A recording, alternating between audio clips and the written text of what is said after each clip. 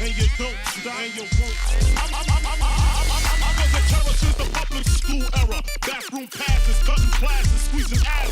Smoking blunts was a daily routine since 13. A chubby nigga on the scene. I used to have the tray deuce and the deuce in my bubble goose. Now I got the Mac in my knapsack, lounging black, smoking sacks up in accent sidekicks with my sidekicks, rocking fly kicks. Honeys wanna chat, but all we wanna know is where the party at.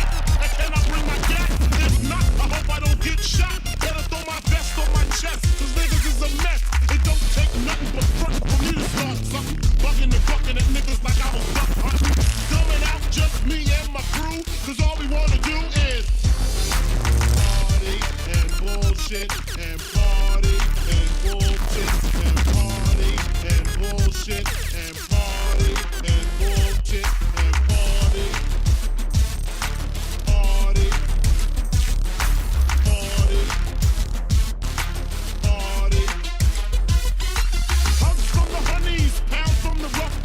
My man say that I knew from the projects.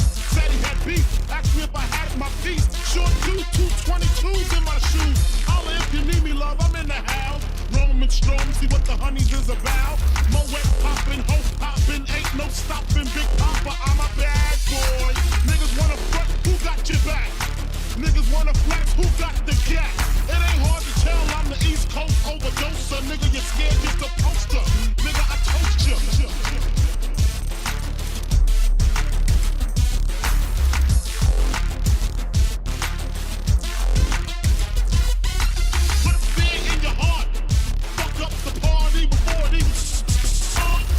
Drunk, over Henny and skunk, on some brand new and shit, beating down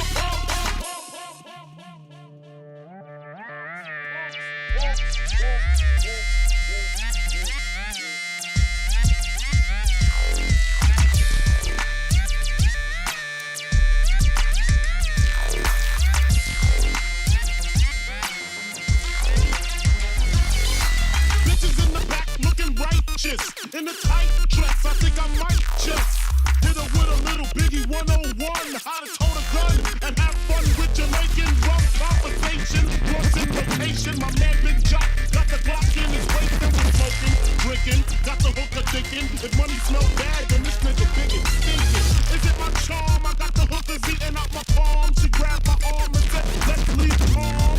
I'm hitting skins again. Rolled up another blunt, bought a Heineken. Niggas start to low down like kids out, choked out, blows was thrown, and a fucking fight broke out.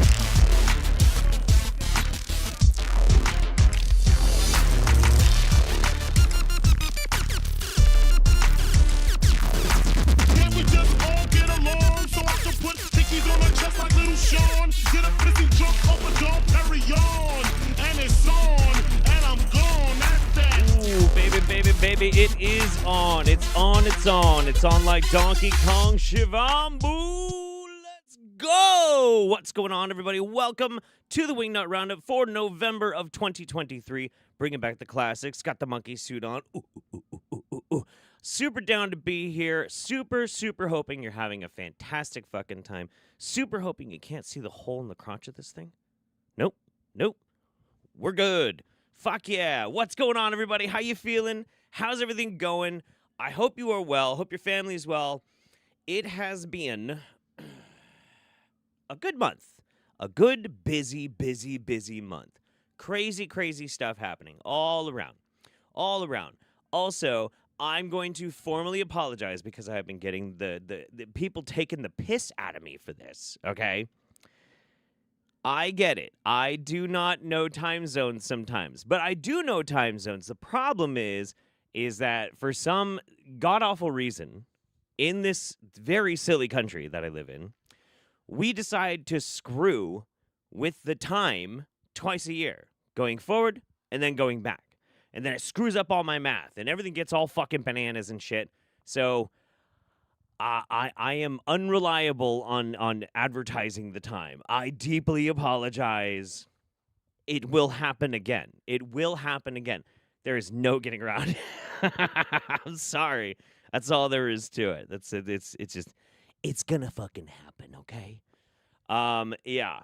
And so the promo for this roundup features me slow motion playing in the leaves with an egg.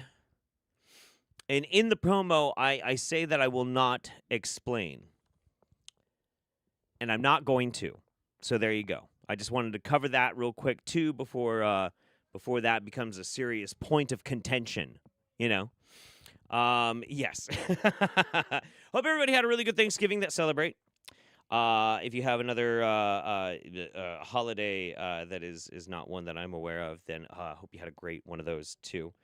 Every year we have what we call Misfits Thanksgiving, started by a friend of mine for people who just don't have any family or stuff to really go to. And even though my dad does live in town and I do see him for Thanksgiving, I still attend, and it's this big thing. It was very, very sweet. It was very cool. Very cool. Very cool. Really hoping that Streamlabs is not going to be a pain in my ass tonight. It better not be. I fixed you. I fixed you. I swear to God, I fixed it. Swear to God. Ooh. Don't you screw with me tonight. Don't you screw with me. Might be one of those things I have to try and mess around with while we're watching a video. Yeah, I'm gonna get mad if that's the case. Jesus. Yeah, I don't know about you guys, but also I have had innumerable problems with technology over the past week or so. Internet, my equipment. It's just I have gotten the curse. There's the curse. You know what it is? Oh God. I have the boomer curse. Guys. I have the boomer curse. Am I aging out of technology? Is this what's happening right now? Am I about to have a serious existential crisis? Whoa. Whoa. Soon I won't be able to understand how my microwave works. Fuck. Shit. It's on, man. It's on. I know. Yeah. Look, anytime I pause, yeah. Thank you, randomness. Anytime I pause or anything like that, just imagine the loading wheel that's perpetually and forever going just above my head. Yep. That's what's happening. That is what's happening. I know. Yes. Look, it is what it is, man. It is what it is. Can I still email a PDF? What's a PDF? I think I used to know that. Oh my fucking God. Yeah. Yep. Old man be old. Whatever. I'm aging gracefully. Yeah, it's fine. It's totally fine. You know, it's a trade-off. Oh my gosh. Oh my goodness. Come here. Come on. You can jump over that gate. Come on. I'm going to have to show you guys.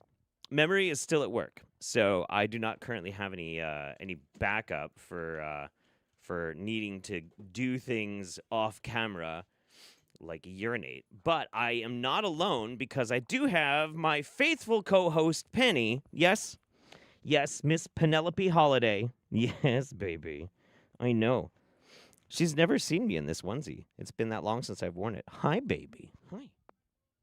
She's not very talkative, though. She doesn't provide much color commentary. Just blonde commentary. Because she's blonde, not because of any stupid joke. Oh.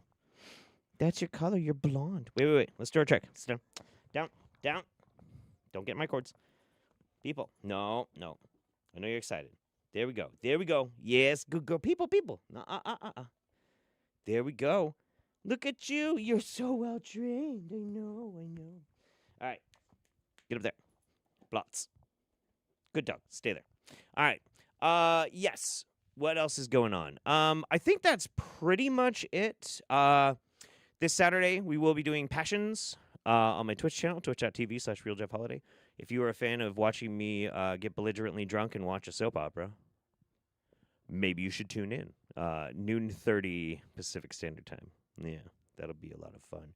Yes, it will, baby. It'll be a lot of fun. Oh my gosh. Oh my gosh. Since you're my co-host, 10% of all donations will go to Treats for Penny. There we go. See? I know how to market my dog. All right. Let me see if I might have to utilize this right now because for some reason Streamlabs is not working. Puppet on streams with $25. Glad I got to catch a live. Really needed this tonight, going through a lot of family issues. This is a nice distraction. I always look forward to these lives. Been watching for about 4 years. Much love from my dears. Thank you so much.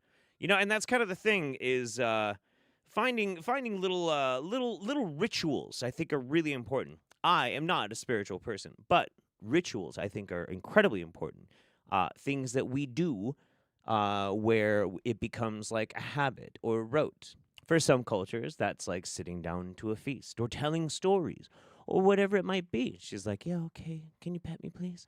And for others, it could be some of the entertainment we enjoy. And, you know, the Roundup is as much good for my brain as it tends to be, I guess, for some of yours. Hey, it's starting to work again.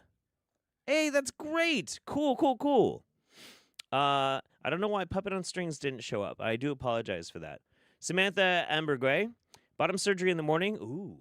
Whew. I mean, congratulations, but serious stuff. Roundup at night. You have no idea how much you're spoiling me right now, Jeff. Love what you do. Well, congratulations. Proud of you for being the you want to be, and I'm glad you're here watching with me. That's great. Congrats. All right. And I just got another one. It is actually working. It's showing up. Okay, cool. I know. I have a job to do, though. If you want to help, you could just sit down. Or, you could just stay. You could just stay there. Yeah, it's totally fine. We're going to make this work, right? Sure we are. Of course we are. I do have some new sounds, too. They're pretty good. You know, Penny, I love you. I love you so much, except when you make... They call them dumps. Big, massive dumps. Yeah, not a fan of that. All hail to Jefonki Holokong and his puppy Princess Penny. I like that. Jefonki Holokong. Holokong. Ooh, that's a good last name. Jefonki Holokong. Anyway. Right. Let's get to it. Fuck it. We gotta go. First and foremost, I have to be a YouTuber, so I'm going to shill products that I don't actually make any money off of. BrainForceSideEffects.com, BrainForceSideEffects.com, for your official Wingnut Roundup merch. Oh, God damn, I'm good at that. Actually, if I should shill anything, it should be like my Patreon. Go to my Patreon. Wherever it is. All right, first and foremost, what do we have up first? Yes. Okay. Now, I wanted to talk about this because this is fucking fantastic, all right? Apparently, there is a documentary on Max, which I guess is HBO or HBO Max or whatever it is now. Max. I call it HBO. They have a documentary on Love Has Won. No shit. And it is a 3-episode series. Just got finished. The last one just came out. And my fucking God, is it wild. Now, I knew a lot about this cult. I made a video about them. But they got access to the cult, and they are bananas. And it's a really good documentary. There is a content warning, however. Within the first 5 minutes of the very first episode, you literally see Mother God's mummified corpse. And it is disturbing. I've seen a lot of dead bodies, a lot of gore on the internet. And there are worse things, of course. But, like, the first time I saw it, I'm like, oh my God! Oh, it's gross. But if you can handle that, the rest of the documentary is fucking amazing. And because it is relevant in that the documentary is picking up quite a lot of popularity, I thought what we should do... You're in the way of the camera. Can you plots? Plots. There we go. Good girl. Stay there. I thought what we'd do is we'd check in on the remainders of the cult and see what they're up to. So here's a random video from the hundreds that they put out every month. So here we go. Hi, friends of the planet. This is Luna here. Hi, Our Luna. wishes and dreams are in the clouds. So, if we love to receive our wishes and dreams and go out in the rain and play and have fun under the rain, there are parents and especially You like okay. Our hopes and dreams are in the clouds. Okay. And you like to play in the rain. Sure. Great. Yeah, I like playing in the rain too. Chinese Asian parents who do not like it, do not like the rain at all, and do not allow their children to have fun in the rain and to even be outdoors in the rain. Who? Your parents? I hope she's not making a generalized statement because I don't think that's necessarily true. But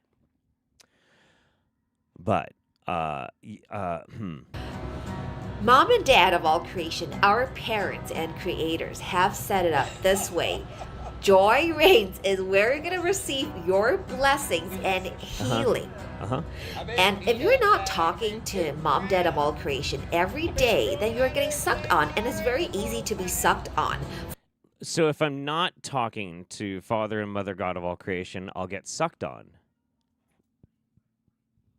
Then I think I will definitely pass on talking to Mother and Father God of all creation. Because, listen, we could all do with a nice long sucking, okay? I'm just saying, it does make the world better.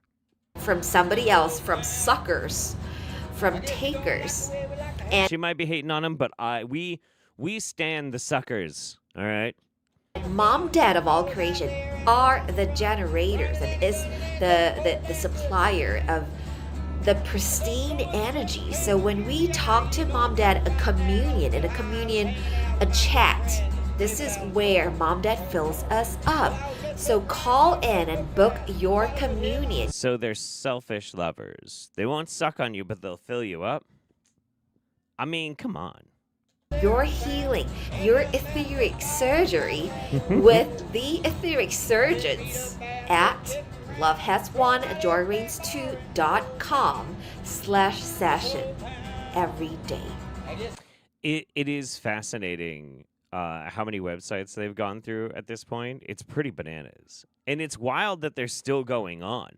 Because, I mean, like, what happened to this cult is pretty cataclysmically bad. You got to see the documentary. It's fucking bananas. But, yeah, no. Honey Badger, YouTube Live Nota failed me. Did I miss a lot? No, you didn't miss a lot. No. I think Memory just got home because Penny just went fucking ballistic. You hear that?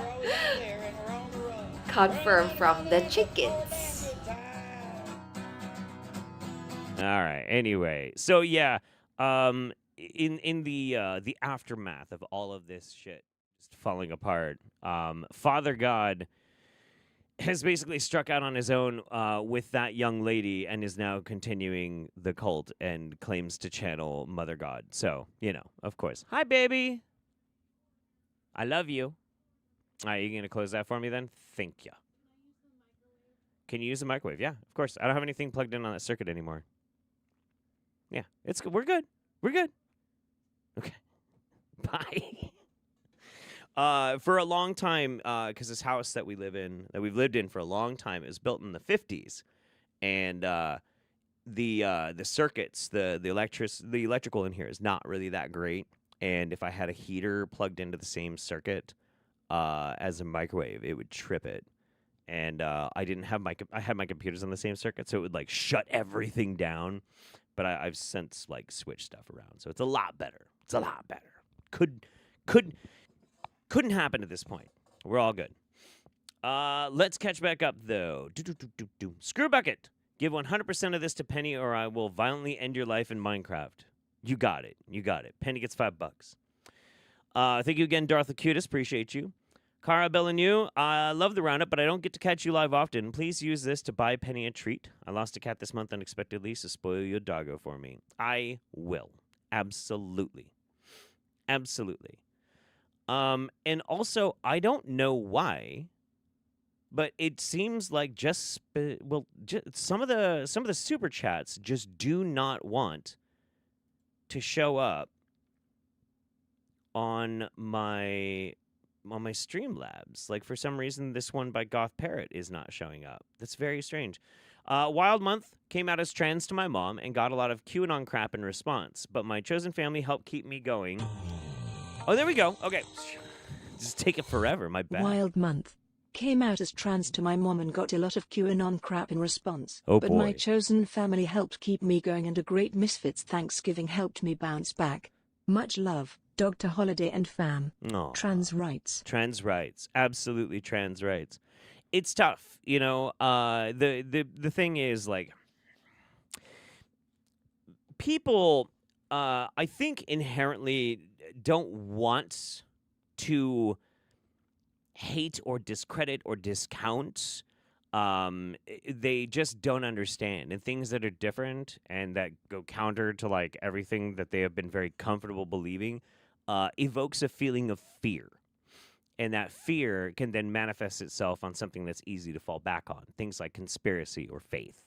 So you know, it is what it is, but just give them time. Just give them time.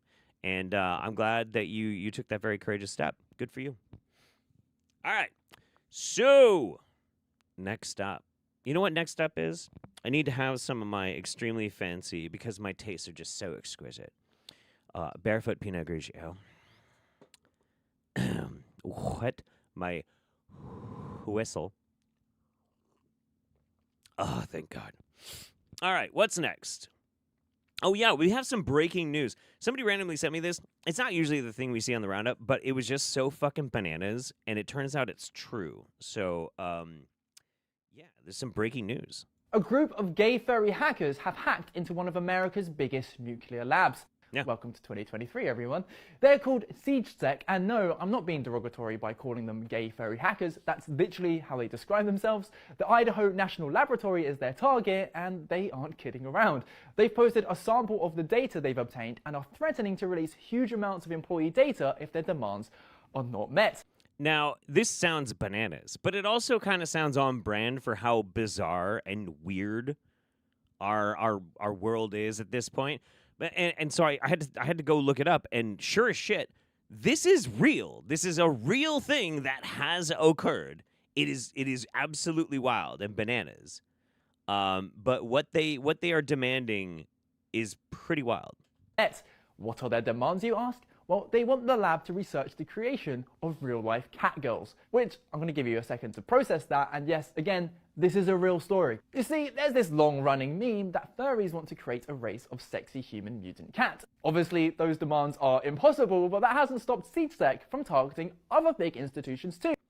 I have a question, though. If they're gay furry hackers, why do they want cat girls? Unless they're all lady hackers, you know. I think about this kind of stuff, right? Yif writes, oh, come on. I wouldn't have thrown this in if we were going to get comments like that, okay? Like NATO. And you still might be thinking, but why? And honestly, you kind of just have to throw reason out of the window on this one. They Fair. literally start their posts with meow, meow, meow, meow, meow before going on about yummy data. Now, luckily, the breach doesn't involve the actual running of the lab. It's more about the personnel working in it. But then again, one of the biggest military... See, you guys in the chat are with me on this. If they're gay furry hackers, why cat girls? It's very strange. Because, I mean, like, look, okay, this might be a bit sexist of me. I know that there are women hackers, but when I think of the term hacker, it usually is pretty gendered, at least in my consciousness. Maybe that's just the programming by which of modern society and pop culture that I automatically assume that they're dudes. Maybe there are, I don't know. I'm thinking about this way too much. Anyway, the point is there are gay furry hackers targeting nuclear labs and demanding that cat girls get created. I did not have that on my bingo card, and I wish I had. I feel like I probably would have won a prize. It's pretty incredible. Good stuff. Good stuff. All right. Let's see. Random guy. Loved your performance in Actual Mania. Nothing but class. I'm sorry your surrogate son betrayed you. He just didn't understand what tough love looks like, and you had to correct him as a good father does. Okay. I guess I do have to explain. As many of you probably know, I am a repeat guest and close friend of the show of the Drunken Peasants. Great guys, love them both very much. And they do a thing once a month called Actual Mania, which is kind of like if you took wrestling and instead of them wrestling, they try and outdo each other with videos being weird or cringy or just like smack talking, and it's pretty fun. And I guess I will explain that I have occasionally dipped my toes into it, and the video of me playing with an egg was my video from that.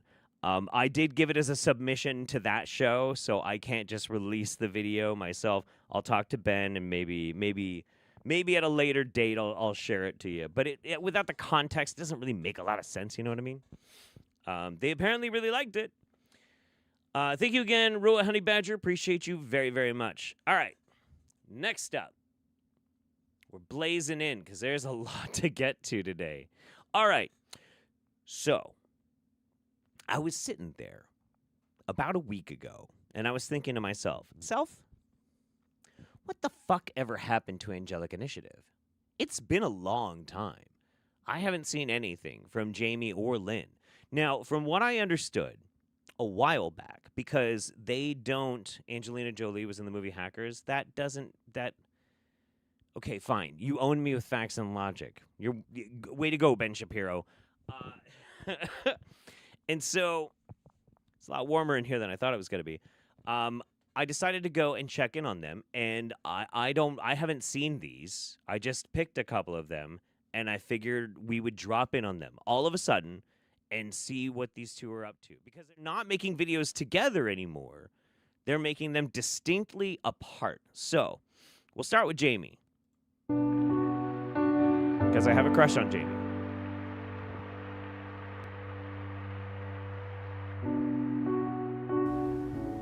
Hi friends, today is Friday, October 20, 2023. Yeah. And we're here today to film not only for the Patreon channel, which we do reasonably frequently, but also for the YouTube channel, which we haven't done in quite some time. I think it was like 10 months. The reason for that is that today's question came from a YouTube viewer. And the general policy, as I believe it is meant to be, is that when questions come through YouTube, they are answered and shared on YouTube. And so today's question followed that rubric, and today we get to share this work with YouTube. If you are new to this work, I'm going to do a quick explanation. What I'm about to attempt to do is interdimensional channeling. I spent years training to be able to do this. I continue to do ongoing training to be able to get better at it, get more accurate at it, and also just to maintain the level of accuracy that I have had in the past. There are physical responses. I'm going to put some questions on that accuracy, you know? I mean, it's one of those things where, like, if your predictions are like, welcome beings, there will be a dynamic shift in consciousness in the energy field. Those who are in peril will feel themselves elated. That's not a prediction. You don't need accuracy for that.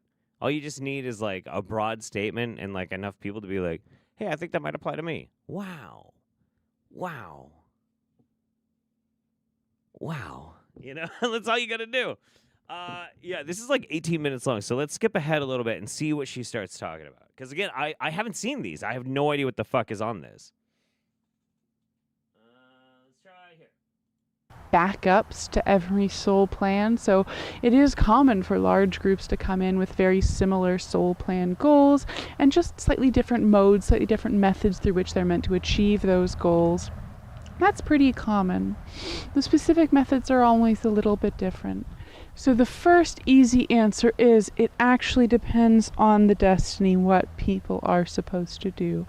What you are supposed to do is completely different from what everyone else is supposed to. You can't yawn while making a video where you're speaking in soft tones, Jamie. Look, the thing, though, that's crazy about this is I'm pretty sure she could bench press like a fucking pickup truck at this point. Like, if you all day, every day are just doing this, Your fucking shoulders. Oh my fucking God, man. Holy shit. She's like Soldier Boy at this point, you know? Like, just fucking jacked. So crazy. Does this count as a muscle mommy? I mean, it's not like she's not like gym ripped or anything, but I bet she could bench press me. I'm gonna calm down now. Anyway. Whew. Sorry. I don't know what it is. It's my irrational attraction to strange hippie channeler chicks. Let's try a little bit further. Premise of that first season of the show is people are coming to vacation on this Hawaiian island, and as part of the plot, as part of the narrative... Okay, she's channeling and talking about a TV show. I'm good. I don't know about you. Are you good? I'm good. Listen, fascinating. Oddly arousing. Time to move on.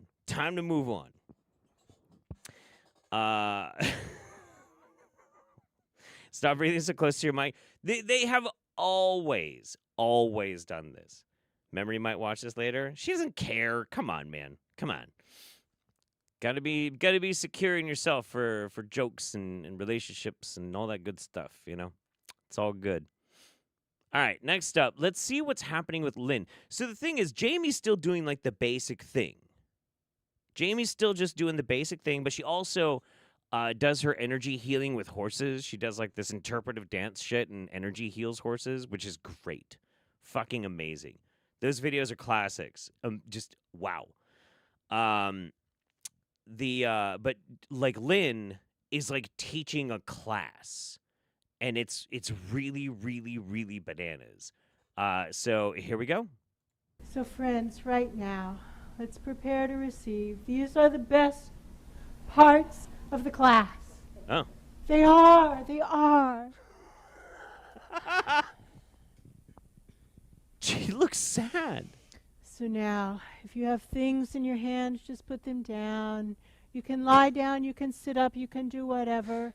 But standing is tough. So if you're standing, I would recommend finding another way to let gravity support you. Fall over. Friends, right now, let's each of us draw up our own earth energy, not rephrase. Let's each of us for ourselves draw up upward rising earth energy. Yeah, I dropped my earth energy like 20 minutes before the show started, okay? I'm good. I'm empty. Doing what we can do right now for ourselves to prepare ourselves to receive. Our energy fields are all very nice and very open. And if we were... Okay, so somebody's asking what kind of class this is. This divine transmission was received during the level 2 class of the core cubiculum of the Lightworkers Healing Method. The class is called Letting Go of the Past. The class is guided by Lynn McGonigal in Boston, Somerville. Okay, September 21st, 2013. What? What, this is a super old one from 2013? I didn't even realize that. Guys, my bad. Okay, hang on. Really? Is she actually doing anything now? Because, like, the last Angelic Initiative was 1262. And then we move on to... Is this from an old class, too? Maybe it is. I don't know. The hula hoops on the wall are pretty incredible. I don't know what happened. This is weird. Earth Mother. So I'm wondering, I'm wondering if maybe something happened to Lynn. Like, I don't know. This is very, very disturbing. I think somebody, not me, but somebody, again, not me, should investigate this and figure out if Lynn is okay. Is she okay? Did Jamie chop her up and feed her to the horses? That's mean. I'm sure she didn't. I'm sure everything is fine. One said from 1 month ago. That's what we're looking at. But then in the description, it says it's from 2013. See what I mean? Like, they're pulling a fast one on us. Somebody's trying to re-upload old content to throw us off the scent. You don't understand. This conspiracy goes so much deeper. The wingnuts are starting to disappear one by one by one by one. First, it was whatever their name is. And then it was another one that I also forgot. And then it was Wavy One. Wavy One's gone. Pranic Prince is gone. Bunch of these guys, they're all disappearing one by one by one by one. I think that there's a serial spree killer out there. I don't know where I'm going with this, but they'd have to be extremely strong, able to lift copious amount. I'm going to make a joke as Jamie, but I'm not going to keep going with that. It's over. Fine. Fuck it. We're done. She cross over. I hope not. I hope she's doing great. I hope all the Wingnuts, most of them, not all of them, but most of the Wingnuts doing great. But now I want to know. Somebody has to get to the bottom of this. This is going to fuck me up, man. Oh, no. Okay. All right.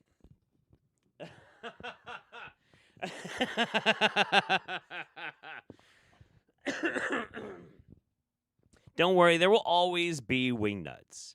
There will always be Wingnuts. Things do have to like modify and change quite a bit though, because like okay, so it's interesting. Wingnuts do drop off on YouTube, and there are always more Wingnuts to appear, but it seems like they are really favoring TikTok these days.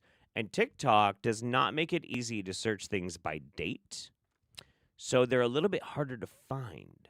So, if you find some wacky, wackadoodle, crazy-ass shit that you'd like to see maybe on the Wingnut Roundup, feel free to drop it to me on Discord. However, if you show up to my goddamn Discord and you're like, hey, this might be a Wingnut, and post something that's over 15 minutes, give me a time code, or I'm not looking at it. I will not tell you how many, I want to tell you how many damn times somebody posts a 2-hour video and they're like, oh, dude, this whole thing's crazy. You should check it out. I can't. I physically can't. I can't look at them all. I'm sorry. Give me a time code. Anyway, I love you. I love you. You're all fantastic. You're great. As long as Bob Larson, the Exorcist, is still there, thankfully, he is still going. All right, this next video. Now, we don't talk politics on the Roundup. Sure we don't. But we try not to talk politics on the Roundup. Okay? Now, I wish that the Wingnuts would also follow suit with that, because most Wingnuts have very stupid political opinions. Very, very dumb, stupid political opinions. And I'm going to share one with you. But that does not mean that we need to start talking about it in the fucking chat. The point is not the topic. The point is how every dumb motherfucker on the planet who thinks that they are the most specialist snowflake thinks that they can speak about literally anything, even if they don't know what it is, and people should pay attention. That is the lesson today, okay? So resist your urge to get into a fucking war in the chat. Just putting that out there. You probably already know what we're about to talk about, but this dumb fuck devil worshiper animal abuser is going to tell us some hard-hitting ideas and opinions about some current events. Here we go. All right, what's up, everybody? JS here. I'm making this video in response to a bunch of messages I've been getting from random people I don't even fucking know. But that's beside the point. They're saying, JS, who do you support? Who do you support? Israel or Hamas? Israel or Palestine? And I thought about it for a second. I was just like, well, both. I support both of them, of course. Okay, now, look, I know, look, don't get me wrong. I, too, am about to scream out, you know, okay, nope, we don't have to do that. We don't have to do that. What we're going to do instead is we're going to focus. I know his beard is fucking shit. For a guy who claims to make deals with the devil, can you maybe barter a piece of soul for a fucking beard brush? Maybe a trim? Literally anything? Anyway, the point is what we should be focusing on is what he just said. He supports them both. Why would a devil worshiper support them both? And they're just like, how the fuck can you support both of them? I'm like, well, they're both brown people, right? I mean, most Israelis are brown and most Palestinians are brown. So therefore, if I don't... And what would that matter, J.S. Garrett? Why would that matter? support either one of them. As a white man, I must be racist in one way or another, so I support both of them. Oh, my God. I support both of them, and that's not the only reason. That's not the only reason, because they both seem hell-bent on committing genocide against each other, and therefore, like, if brown people are committing genocide against other brown people, then just for a split second, Just wait. No. I know. Look, I know you want to make that comment. You want to make that comment in the chat. You want to make that comment. Listen, I do too. I want to scream at this dumb fuck until my head falls off. But there's a reason. There's a point. All right? I'm going to back it up just a little bit. To hold off. Just listen to this dumb motherfucker. against each other, and therefore, like, if brown people are committing genocide against other brown people, then just for a split second, just for a little while, just for like maybe a few months in the media, we can take the focus off evil Whitey, okay? Evil motherfucking Whitey is getting a break over these recent few weeks because you know, for once we're not the ones genociding brown people. Hail Israel and hail Hamas. Accidentally based there at the end there. Out of each other. Yes. Accidentally kind of based there at the end. Yeah, we're taking a break from it. But wow, buddy. Wow. I had to fall onto my fainting couch because I've already seen that video and it is still just as fucking bad as the first time I saw it. Good fucking Lord. Holy shit. Now, and that's the thing. That's why I wanted to bring it up. Is there were people that legitimately needed to know what that stupid prick thought about an international conflict. There is a problem in this world. And yeah, war, sure. But also that, that people want to get and believe the opinions of the dumbest human beings on the fucking planet. Holy shit. Holy shit. It's bananas. Yeah. This pretty bad. Pretty fucking bad. Random guy. I hope Lynn isn't hanging out with Mama JF and Puff. Well, hard to say. Yeah, I hope not. We hope all the best for Mama Lynn. Carabellinu, I lost brain cells from that stupidity, as did I, and I had to watch it twice. Yeah, exactly. No. I did. Okay. All things aside, there is the whole point of like, listen, we don't need to like take everything, you know, that dumb fucking people say as gospel and that it's actually a good opinion. Probably shouldn't do that. Teach our children better. Make sure they don't do that stupid fucking mistake. But also, we can really distill it down to, look, I know that there's an international conflict that's been going on for 70, 80 years, but also historically been happening for forever. But really, it's about how people don't like that I'm white. J.S. Garrett, people don't dislike you because you're white. They dislike you because you're dumb. Because you're dumb and you're a dickhead. That's why. Fucking redneck white trash. Like, fuck that guy.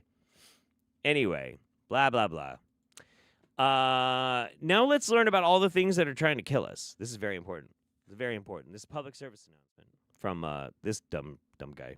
Bathroom products are some of the most highly toxic things on this entire planet, and they're the #1 poison that they attack we the people with.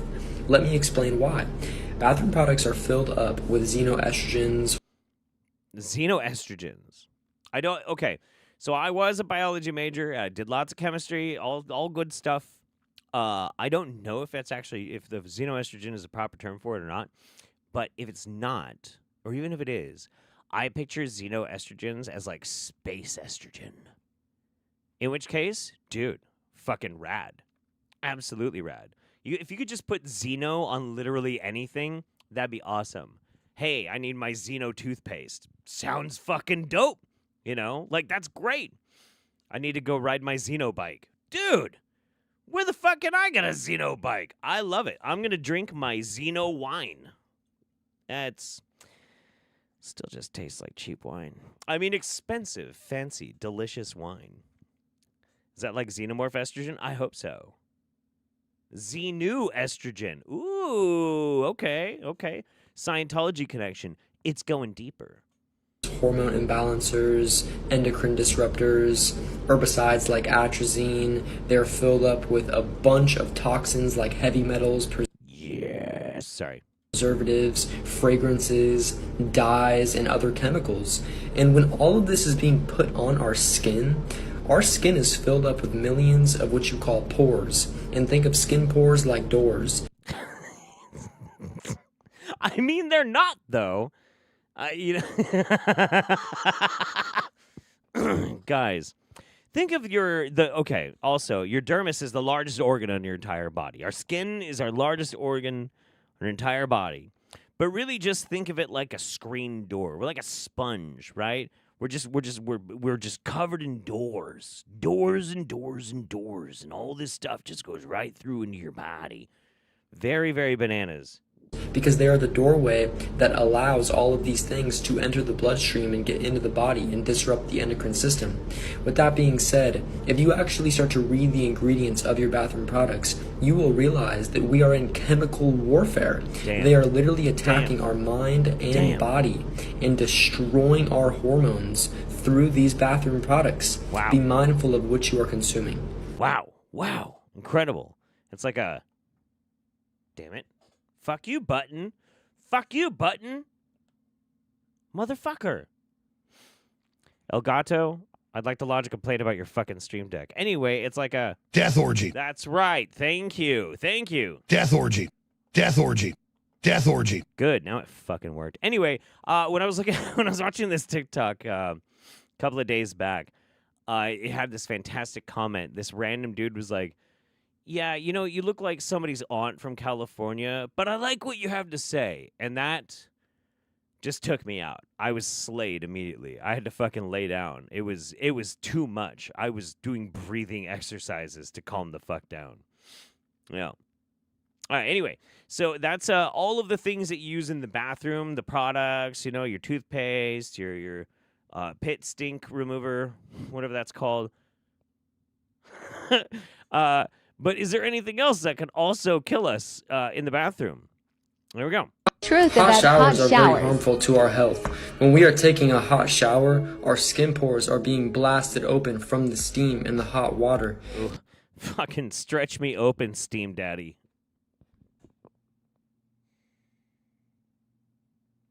Did y'all know that it is scientifically proven that there is chlorine, chloride, fluoride, birth control, and other very toxic contaminants in tap water? No, and no. Fluoride, yes. And our shower water is 100% tap water? What else would it be? What else would it be? Wait. What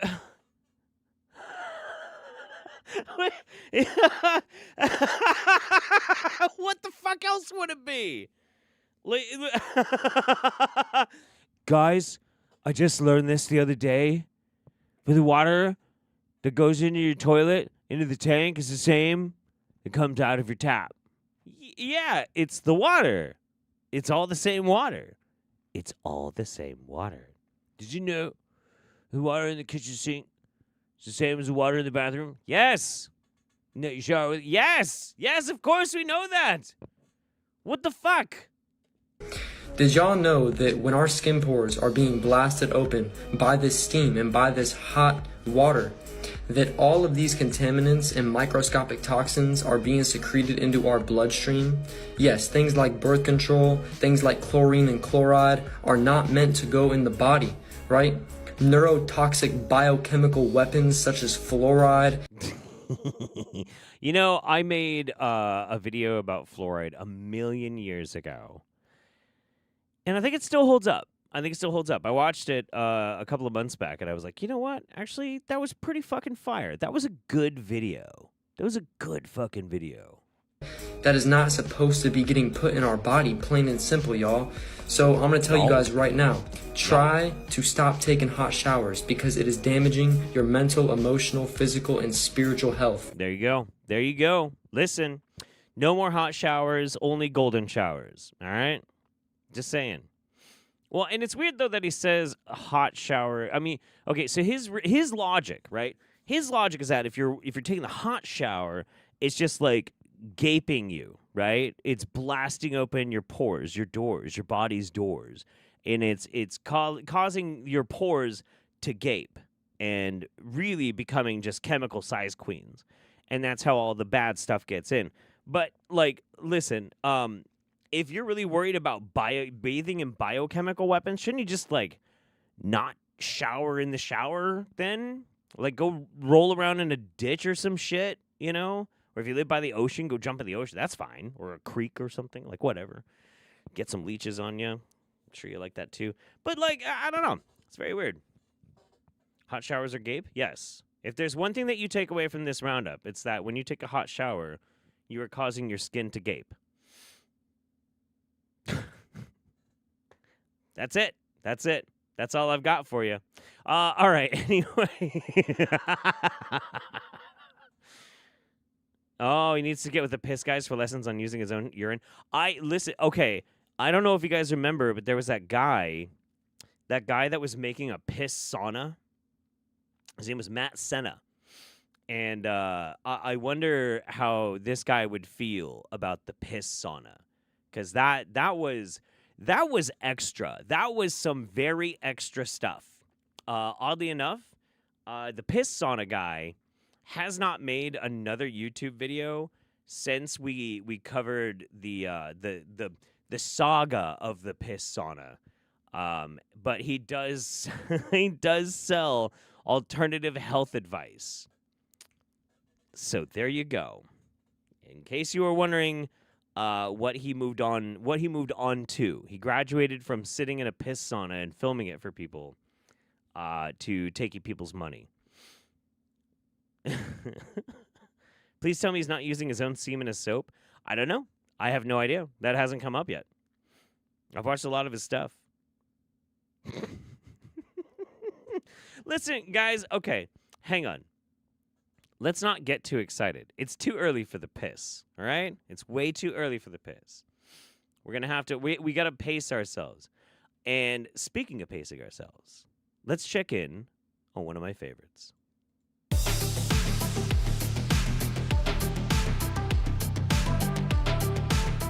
Hi, everyone. Welcome to Farsight's new monthly series, Galactic Mysteries. Awesome. This is Farsight's new series that focuses on extraterrestrial matters, both near and far, in this galaxy. That's right. To make room for this new show in our lineup, we are ending our ET News series. At Farsight, we now have two major mystery series. Earth Mysteries and Galactic Mysteries. Earth Mysteries comes out in the middle of each month, and its focus is on mysteries that involve Earth. And those... So, Earth Mysteries are about mysteries on Earth. Cool. Who live on this planet. Galactic Mysteries, however, comes out at the end of the first week of each month. We're using our long experience studying extraterrestrials. Hang on, but what are Galactic Mysteries about? You explain what... Never mind. Using remote viewing and even our own cameras to move forward in a major and daring manner, dare I say it. We are no longer confining ourselves just to extraterrestrial activities on or near Earth.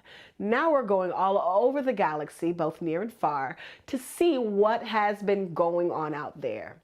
Listen, I think that's fucking great. Honestly, you have to diversify your portfolio, right?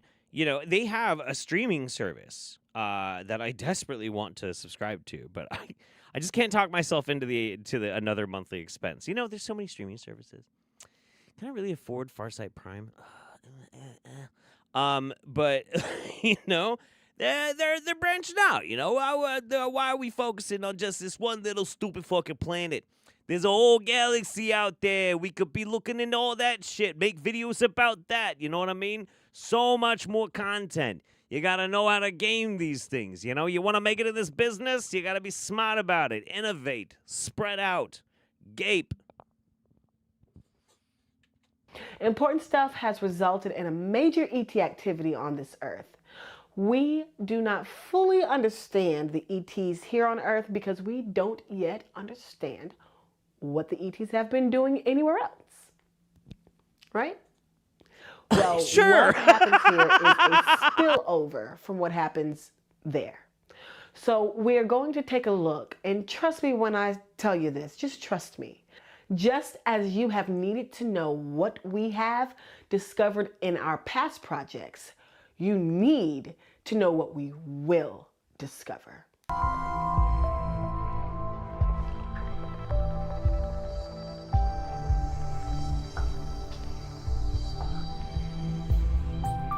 Alright, so moving a little bit further through this environment, I'm seeing... The galaxy is big and old, and a great deal has happened to get us to where we are today. We need to know the history of our own galaxy. Our future truly, truly depends on it, and you will see it firsthand right here on FarsightPrime.com. I'm Yemi Janae from Farsight. So let's cut to the chase and tell you what we're going to show you right now in this video. Okay. Today we're focusing on the largest reptilian controlled base on the moon at the current time. Hang on.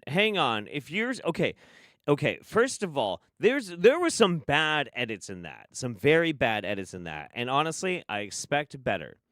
Also, I fixed that wrinkle in the green screen and I'm feeling very proud of myself. It's not perfect, but it could be better. It's going to drive me nuts.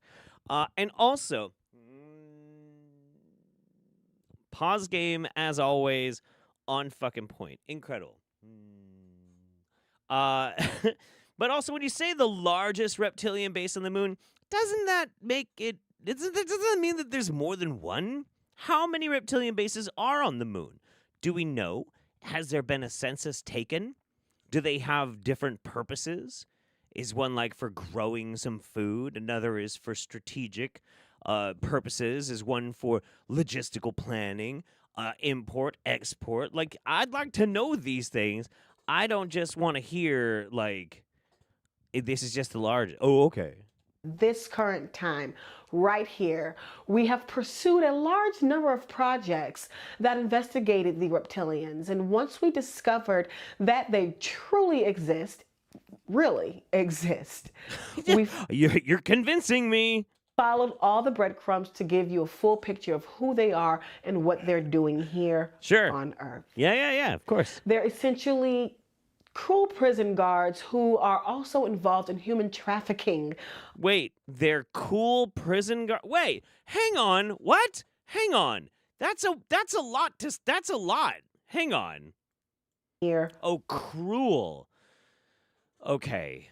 Jesus Christ, I gotta clean the shit out of my ears, man. I thought she said cool prison guards. Like, they're so cool, but they do human trafficking. But they're so cool. Cruel. That's embarrassing. Man, I feel silly. On Earth. They're essentially cruel prison guards who are also involved in human trafficking on a huge level. But if they are here, shouldn't they obviously have a base somewhere else in our solar system? I guess. That's what sparked this. Since they have so much of an investment here in Earth, and with Earth humans, it only makes sense that they have a base somewhere on our moon. But we know from our past research that reptilians normally use proxies or slave races to do stuff for them, including fighting battles and just about everything else that they do. So the situation... Okay, I have to point something out though. Like, all right, what drives me nuts about this kind of thing, and it takes me out of the enjoyment of it, right? Is look, crazy person saying crazy things. Okay, cool, right? I'm into it. Whatever, it's fine. But then when like she's talking about a race of intergalactic slavers that buy, sell, enslave, trade, murder, use as cannon fodder us, right? Like, that's bad. That's a bad thing. And there's a huge, sweeping global conspiracy that is supporting this. That is nightmarish. That is a terrifying concept. That's fucked up.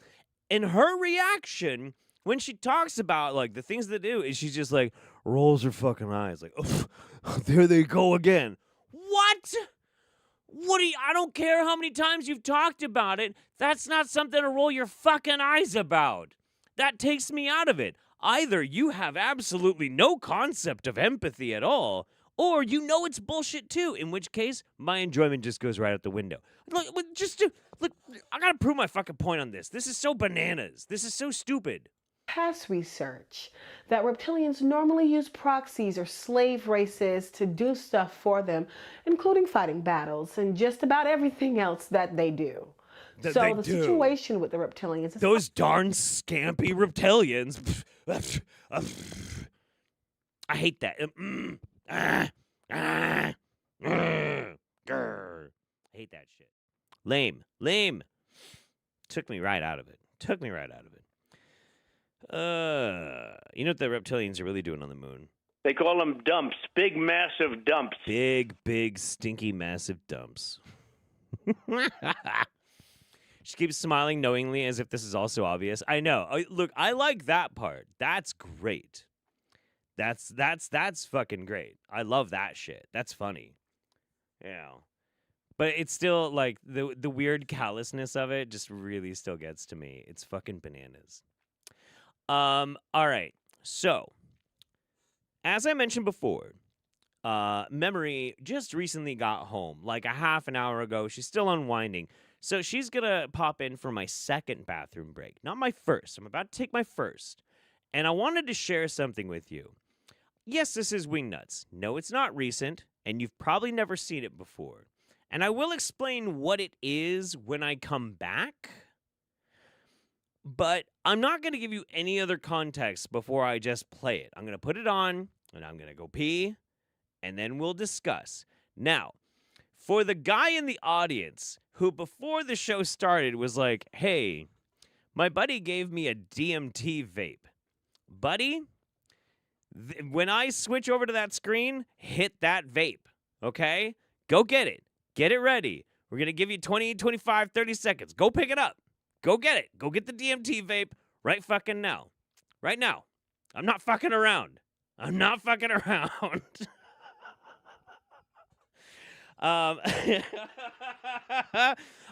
look, I know what I'm doing. I know exactly what I'm doing. Trust me.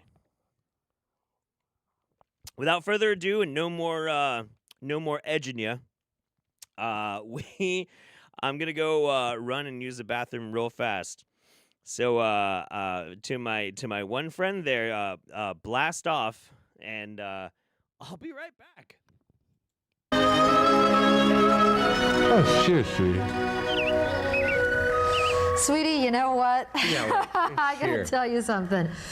What? I feel just right on top of it, I'm feeling real French. Ooh la la, sweetie. Oh la la. Hey, shit.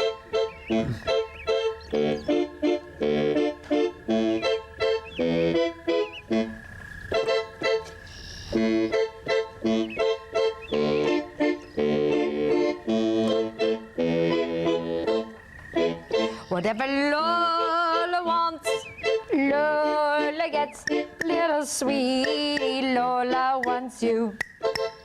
Whatever Sweetie wants, Sweetie gets.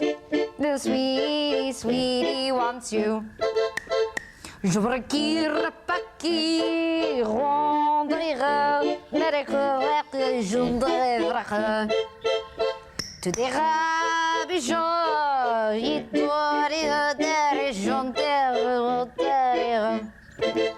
Je voudrais bien de choses chez toi, je me persuadais. Du n'es pas 12h43, je t'ai fait terre, on était sur toi. Ton c'était voulu, sac les bleus. Mais non, je t'aurais des choses et toi, j'aurais de considérer. Toi, on était oui, sans souhaiter. Non. Non? Non, mais non, chanter. Chanter, ce n'est que toi, je n'ai pas tout fait, ton vino tout fait. Chez toi. Du n'es pas d'où? Donner. Jeter. Je n'étais toi, je n'étais tout.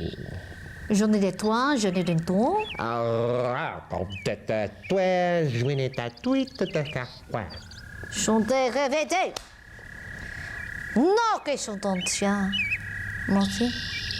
Mais aussi, non chant. All right, I'm back.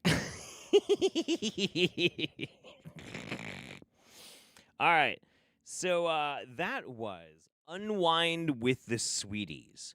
And Unwind with the Sweeties was on public access in the LA area around some time in like the 90s.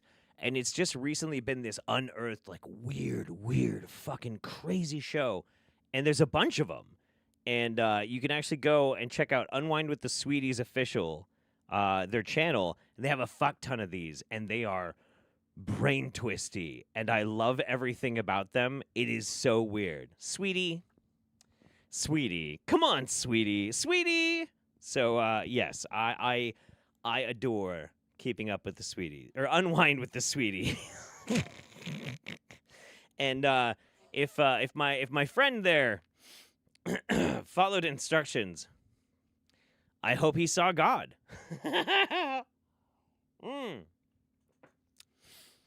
Let's see. I got a few of these that are pretty late. Sorry about that. Simon Roper says jazz cabbage makes coleslaw taste great. Jazz cabbage makes most things taste pretty great. Ames89, Tuesday, exactly 2 months after his stroke, my dad got to go home. Congratulations, that's great. Still a long road, but it's all positive. Much love to you, Mems, Kiddo, and Penny. Thank you so much. Sweet tea. Oh, sweetie. Short for sweetheart. Weird shit, right? Weird shit. All right, next up. Oh, fuck. We're going to go down the rabbit hole a little bit here, fellas and ladies and indeterminate genders. Here we go. This here is Father Dan Rehill. One of the worst cases I've ever heard was from the Exodus of New York City. The woman, a young girl, Juilliard, a violinist, and she was about to graduate. She was brilliantly talented, but all of her friends were getting job offers and she had none. Her friends remember always hearing her say the words, "I would do anything to be famous." Ooh. Well, guess who's listening? It wasn't long after that she went to bed one night, had a dream, and she said in the dream was the most beautiful man she'd ever seen naked, another sign, calling card of the devil.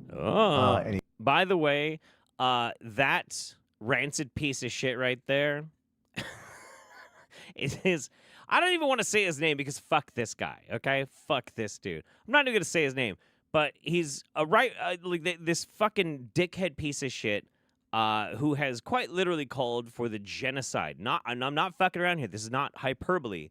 The genocide of transness in American culture.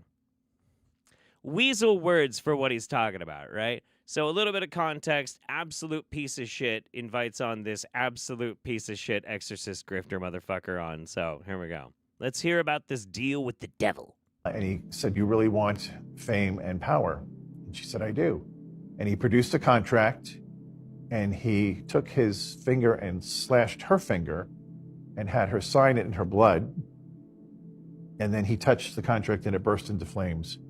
Just like all those movies. Remember, like, see, the movies are just like how it really is. Like, you know, how, like, in the movie, and you see the devil, and you have to sign a contract in blood, and then, like, everything bursts into flames, and it's real. It's just like that.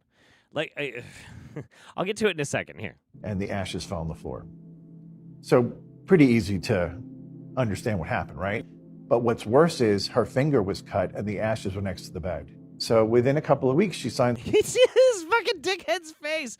Listen, this is so fucking bananas. Here. No, play it. The bed. So Really? Wow. Holy shit. She woke up and her finger was cut and there was ashes next to the floor. I'll take things that never fucking happened for 1,000, Alex, okay? That is like dog shit. Absolute fucking dog shit. Also,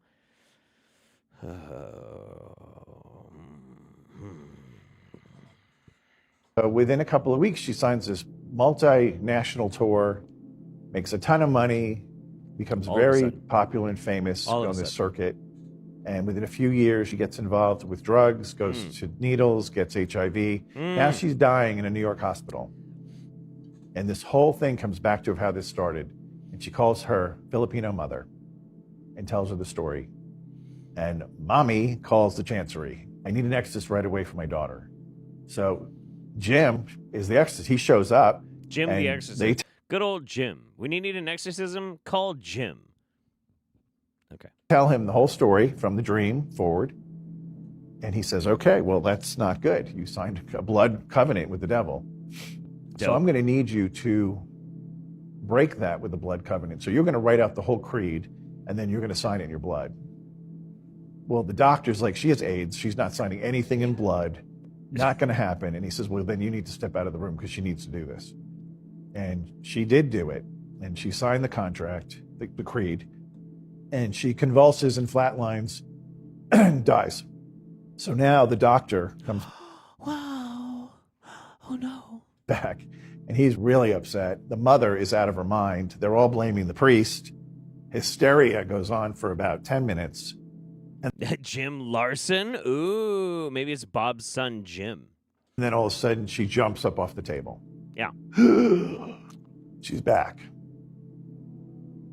And they test her. No HIV, no AIDS. She's completely healed. She then committed for the rest of her life to only do music that would honor God and to tell people about the reality of the devil. And okay. All right. Listen, if the devil were real, the greatest effect the devil could have in causing torment and agony all across the world would be to convince talented people to instead make Christian music, okay? Sorry. Just is what it is. I don't, look, have whatever faith you want, but sweet holy fuck off Christ, there is nothing more cringe, more ear pain inducing, more brain hemorrhaging than Christian music. That is a tool of the devil. But also, it's just the same old tired shit. He's just describing a fucking movie. A movie. That shit doesn't fucking happen. Number one, demons aren't real. Number two, the devil's not real. It's not, none of it's real. None of it's real. It's all ridiculous. And so it's all stupid. And the thing that's so frustrating about it is all of these fucking dickhead grifter motherfuckers that are always trying to use this shit, use demons and the devil and all that kind of shit to control you using Christian theology. They don't know anything about the fucking Bible. That shit's not in the Bible. It's not in the fucking Bible at all. What we understand to be the devil was not, it's never in the Bible. It's it's so fucking bananas. It's so crazy. It's absolutely bizarre. Like, a Satan is an adversary. That's it. There are many Satans in the Bible. Never the Satan. It's all shit that they added after the fact because it sounded cool and usually a way that they could control people. It's so fucking dumb. But they don't mind because it works to their purposes, which makes it the longest running, most successful, and most bloodthirsty genocidal fucking grift on the planet. Is what it is. Whoops. Anyway, that's my fedora tipping based internet atheist moment for the roundup. Hope you enjoyed that. Jesus Christ. Random guy. Was that an episode of JF's Epstein funded science show? Oof. No. No. But it is actually rather important to point out that far-right Quebecois race realist piece of shit JF Gariepi did in fact receive $25,000 from Jeffrey Epstein. I mean, that's just demonstrably true. You know, if you don't know who that is, don't worry about it. It's okay. Just a little thing that needs to always be made sure it's forever embroiled in internet history. That, yes, far-right ethno-nationalist and weird piece of shit took money from Jeffrey Epstein. Because of course he did. Of course he did. Weirdo freak. Anyway, sorry about that. Even Jesus was called a Lucifer or Phosphoros, and they were like, the devil's name is Lucifer. Like, okay. Well, yeah, and so that's another one, too. Lucifer and, like, the attachment from Lucifer to Venus, the star of morning, that also had connotations to a bunch of other shit, some of which was good, some of which was bad, none of which was attached to the devil or Satan. I mean, like, all of it is entirely crafted as fiction. All of it. Like, here's another good example. Did you know that hell isn't in the Bible? It's not. There's no hell in the Bible. There's not. The only kind of hell or afterlife, any afterlife, really in the Bible is in the Old Testament talking about Sheol. And later on in the New Testament, it's kind of inferred that, like, Sheol is basically where everybody just goes and dies. Well, in the Old Testament, too. And it's only later on, after the Bible was written, that they were like, well, does the good and the bad people both go to Sheol? That doesn't seem right. And then even further than that, some people thinking that there should be divine retribution, which is punishment in hell. None of that's in the Bible. None of it's in the fucking Bible. Like, it's fucking bananas. I don't know. Whatever. Anyway, that's enough. Speaking of the devil, let's find out. Could you be a slave to any spirits in the afterlife? The racist, white trash, animal abusing J.S. Garrett's butt buddy, El the Alchemist, here is going to explain to us. Here we go. What's up, everyone? El the Alchemist here. Hey, what's up? I was asked a question on the contact form, and I've gotten it in a couple different ways. Also, all my love to my butt buddy kings out there. You know, no hate to you. Keep on doing what you want to do. But, yeah, I'm pretty sure J.F. Garrett just plows this dude. But essentially the question was, if you work with an entity, are you going to become a servant to it in the afterlife? And yes, I'm just going to say that that's bullshit to an extent. If you know why you're calling a being and your own purpose and that you are a king or queen in your life, and just like expression as well as... Are you the king or queen of your what? Your fucking trailer park? What are you fucking talking about? What? Standing forth and not being a little bitch, then yeah, you're going to be able to do things to negate you being some servitor, because you're not going to the spirit saying, oh, you can have my soul if you can just let me get back with my ex that was trash. Like, things along those lines.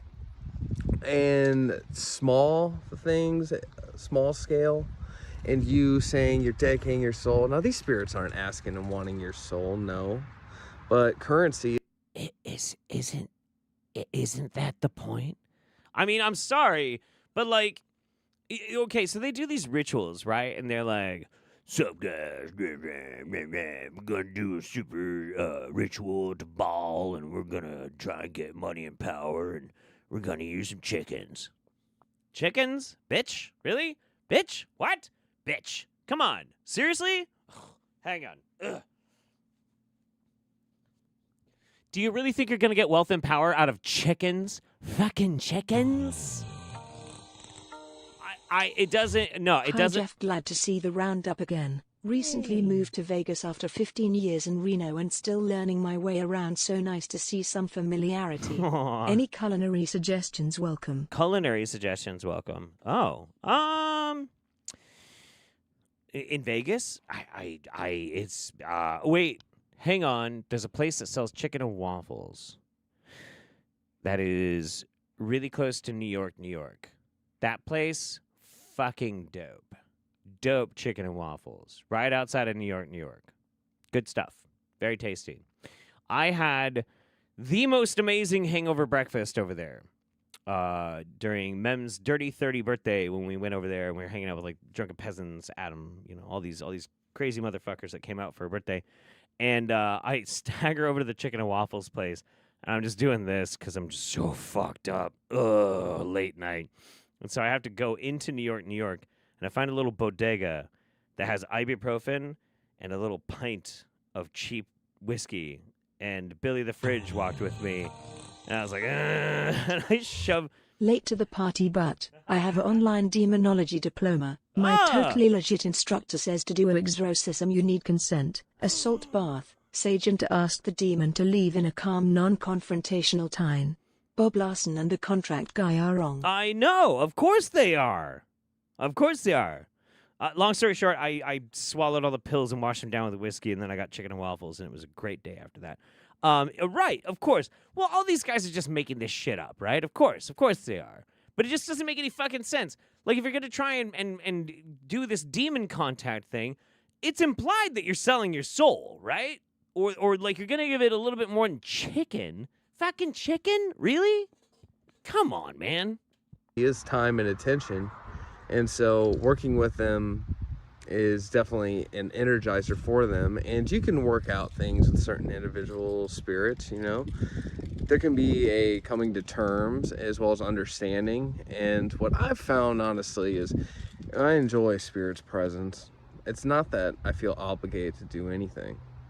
I feel more like I want to express the reality of all the treasures I've been bestowed by that spirit. It's like hanging out with a friend, and you make a blog about hanging out, the great experience you got to hang out with a friend. Like, to me, that is the type of relationship I go for in these meetings versus...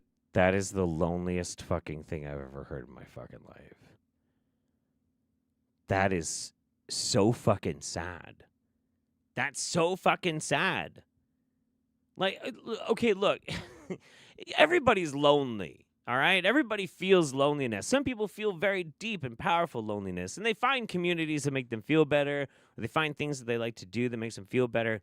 But, like, if you're addressing your loneliness by, like, pretending that you're talking to an extra planar demon, and, like, let me tell you about my best friend, Loth, the consumer of souls. Come on, man. That's just headmates. That's just headmates, man. Like, that's it. And that... God damn it. And I can't get over this whole idea of, like, if you live your life as a king, then you don't have to sell your soul. Like, I don't know what, if you win the election for your local HOA to be, like, the neighborhood president or some shit, then you can, like, die... And as a Thoth comes up, like, now it's time to pay with your soul. Actually, I beat out Brenda Wilkins, and I was, in fact, king of the HOA for at least 8 years before I passed away. Oh, my bad. Like, come on, man. Like, what are you even talking about here? I almost feel bad about making fun of these stupid devil worshippers, but then I remembered that I just heard his best friend and business partner just straight up doing a fucking, like, basically Sieg Heiling Ku Klux Klan fucking rhetoric. So fuck these people and kiss my ass. God damn, dude. Ugh. Let's see. Thank you very much again, Benjavalt. Appreciate you. I'm the Awesome Wolf. Thank you again. Very, very much appreciate it. I still love that. My online demonology diploma, my totally legit instructor says to do an exorcism, you need consent, salt bath, sage, and ask the demon to leave in a calm, non-confrontational tone. I like the idea that if everybody's been getting it wrong, and that you don't have to be so dramatic to do an exorcism. All you have to do is just be like, guy, come on. You kind of overstayed your welcome. Like, it's getting awkward. And, like, no, look, all respect to you and everything, you're just doing your demon thing. But, like, come on. everybody's really tired of it, you know. Like this would be the time to like, you know. My bad. Sorry about that. Yeah, yeah, right? Like, okay, all right. Sorry again. Yeah. You know, I like that idea. That'd be great. Like so many things could just be fixed, you know, all these spiritual conflicts are really only conflicts because nobody's learned how to do like de-escalation procedures between the various supernatural forces. Dude, oh my God, I should do a skit about that. Like a de-escalation specialist for dealing with demon possession. That would be great. That would be so good. Simon Roper, what happens if you exercise a furry? I must know. Usually, that means the furry will then get stronger or have more stamina. It depends on the exercise. You know, are you going for mass? Are you going for conditioning? You know, are you going for stamina? It depends. It's very complicated. Zebra Vlogs, glad I managed to catch some of this month's Roundup. It's 2:21 a.m. here in the UK, so I'm off to bed. Well, good night. Good night to you. Hope you see this in the future. Hemlock Moonwolf, spiritual de-escalator. That's not a bad idea. That's not a bad idea. That's pretty good. I like this idea. All of this is working out quite well for me. All right, here we go. Let's go. I have a warning. Beware sun gazing. Uh-oh. You may not be aware of my topic, sun gazing. Sun gazing. But it's a huge fad among many New Agers and spiritually disaffected youth. Yeah. Let me warn you up front. It's dangerous, both physically and spiritually. Really? I have ministered to many people who've tried it. Some experienced eye damage. Others escape severe retinal problems, but their sun gazing got them something even worse. Demons. Let's start by explaining what this new fascination is with staring directly at the sun, open-eyed, and what it can do to your vision. Yeah, listen, I know. It's weird. It's like you shouldn't just stare directly at the sun. I don't know. It's strange. Let me make it plain. No matter what some wacko New Ager tells you, there is no such thing as physically safe sun gazing. Yeah, I agree. Staring at the sun can cause damage to the retina, leading to a condition called solar retinopathy. This damage is often irreversible and can result in permanent vision impairment or blindness. Sure. The sun emits ultraviolet radiation that can damage the cornea and lens of the eyes. Prolonged exposure to UV radiation can increase the risk of cataracts and other eye disorders. Thank you, Jeff, for your continued exposure of shits. If one life is saved, that is a good thing. X. I very much appreciate the sentiment, Average Joe. I really, really do. It's one of those things that, like, if it happen, if anything really good or positive comes from anybody's life in specific, it's an incidental thing. It's definitely not a crusade thing. You know, there's plenty of YouTubers out there who are like, I'm gonna save people, and they very much get up their own assholes about things. If something that I do helps, then that's great. That's great. I aspire to at least make you smile. That's my goal. Ironically, many New Agers claim health benefits from sun gazing, including increased energy, spiritual well-being, and get this, improved eyesight. Sun gazing can be painful physically, but it's even more dangerous spiritually. Sun gazing is an ancient religious practice of worshiping the sun as a god. Some Native American tribes indulged in it. So did Mesoamerican Aztecs. Hindus still do. In fact, one of the most basic positions of yoga is called the sun salutation. It's a practice taught by most every yoga teacher. It's actually a series of 12 positions known as Sir, Namaste. And we all know that yoga is basically a super highway for demons to enter your body. We all know that. All classic books about yoga encourage this position for spiritual purposes. I've been to India many times and I've watched Hindus practice morning sun worship. Sure. I've seen Hindus by the thousands stand on the banks of the Ganges River, which devout Hindus believe is actually a god they call Mother Ganges. They stare directly. It's not a very inventive name now, is it? Like, it's a Ganges River and Mother Ganges. It's pretty lazy, right? I'm sorry. At the rising sun and yoga hold is a gateway vial drug, of yes. Ganges water while bowing repeatedly. They believe this glowing orb rising in the eastern sky is a god. Make no mistake, you can't westernize what is a demonic ritual. And if you've done the yoga sun salutation pose, you may have gotten a demon from it. Oh, shit. Listen.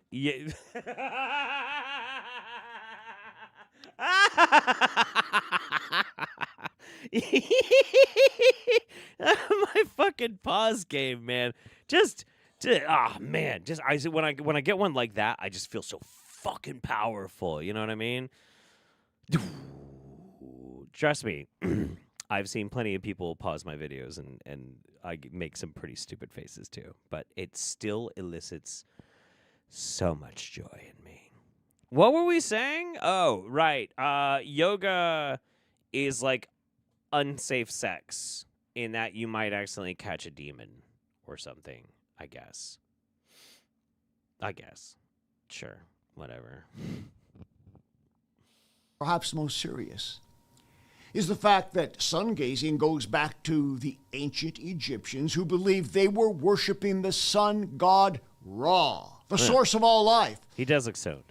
I have cast demons out of Hindu sun worshippers, namely the demon Surya. I've cast even more demons out of Westerners who have stared at the sun and gotten the Egyptian demon Ra, even when they weren't asking for this evil spirit. One man declared he had sun gazed for years without any eye damage, and I verified this. Satan has supernaturally... You verified that? How? How? Wait, did you give him an exam? Like, God damn it. What the fuck?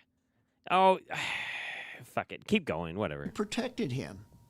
When I had him renounced staring at the sun, he immediately manifested the demon Ra. Oh. This demon was so powerful that the earth actually shook under our feet as I was casting this demon out. Source, just believe me, bro. In our age of departure from Christian faith, sun gazing is just one more of 1,000 ways that people are being deceived. Don't do sun gazing. Keep your eyes on Jesus. As John 1:14 says, we beheld his glory. Boring. Look, I did everything right and I got possessed. Do it. Damn it, you fucked up my joke again, you fucking stream deck. I hit the DMT pen, Jeff, and I did everything no right and they indicted me. Thanks, dude. Everything just happened at once. Let's try that again. Fuck my joke, whatever. Here we go. I hit the DMT pen, Jeff, and I have no words in the best possible way. Thanks, dude. You got it, buddy. You got it. Listen. I'm going to tell you something. It's very important. Some people, they talk about DMT like they know DMT. They don't know DMT, okay? They do. They like to say they know DMT. They don't know DMT. Some people, they try to smoke it. It doesn't do a thing for them. I know DMT. I've done enough DMT. That would be about the same amount as my body weight, okay? So yes, if you need recommendations on how to properly actually do DMT, not from some dumb fuck like Joe Rogan, hit your boy up. I got you covered. I love that you did that. That's some bravery. That's some balls. You're my kind of energy. I like it. It's good. All right. Anyway, I'm so pissed about the stupid Stream Deck, though. Like, it's being slow. Amazing. That's not slow. What the fuck? It's called evolution, bitch. See, all the ones that I'm not trying to hit at the time, they play immediately. And then the one that I need for, like, my jokes to be on point, and they're just like, it's fucking... Shit's pissing me off, you motherfucker. Death orgy. Yeah, that works. All right. Fucking whatever. God damn it. Ruined my shit. All right, anyway. Jezebel is a sun god? Is it? I honestly don't know shit about Jezebel. I just kind of, you know, I just kind of like brush it all off and not really think about it ever. Right. Next.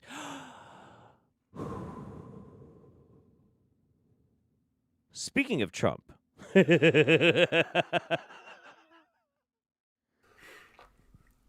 know what I'm doing, and those of you are finally starting to find out that, gee, Trump wasn't so bad. Gee, I believed all the lies in the media. Gee, Trump's part of me.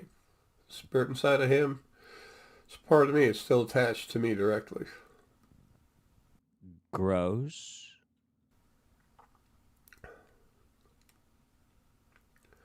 Oh, that's all we got. Okay. Also, I love that he's got like it's like the same style as the three wolves howling at the moon style shirt, but it's like a lion, you know? I love that he loves those shirts. Incredible. Yes. Yeah, no, remember, yeah. He has a lion moon shirt. What the fuck? What the fuck?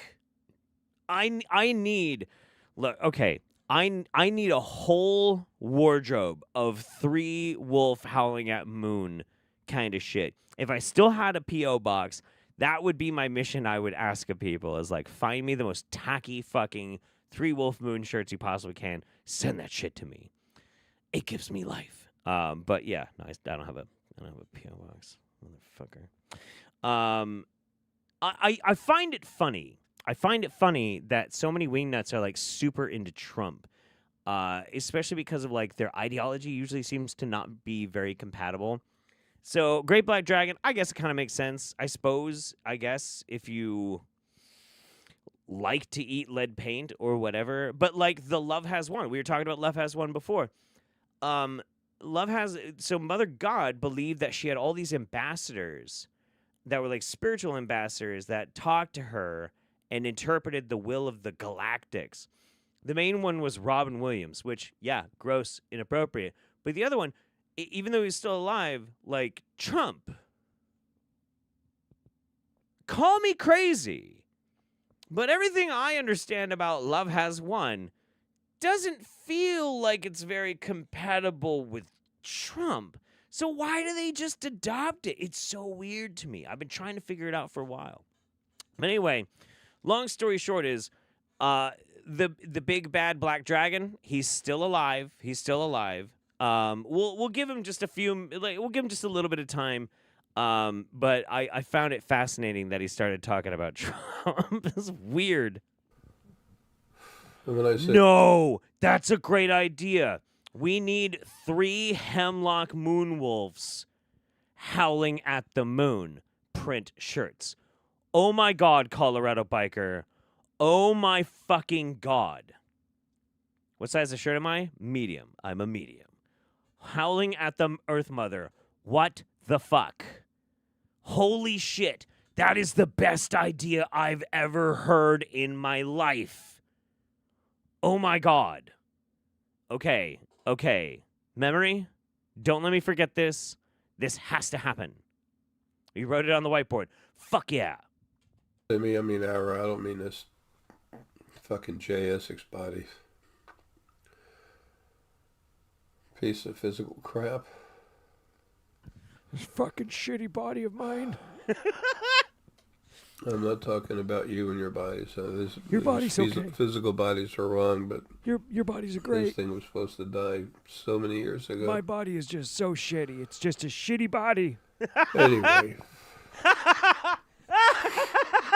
It looks like we're turning the corner on the end of this finally.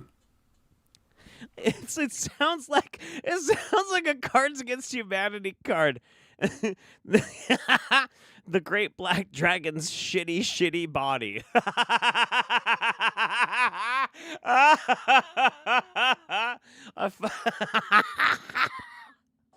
I fucking love it.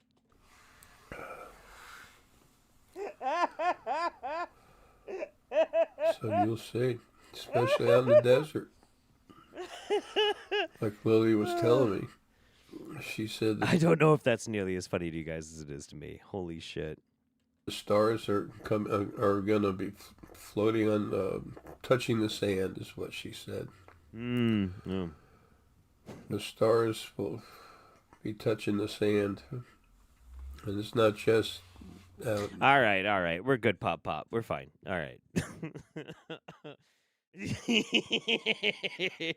Shoddy bod. Yeah, shoddy body. It's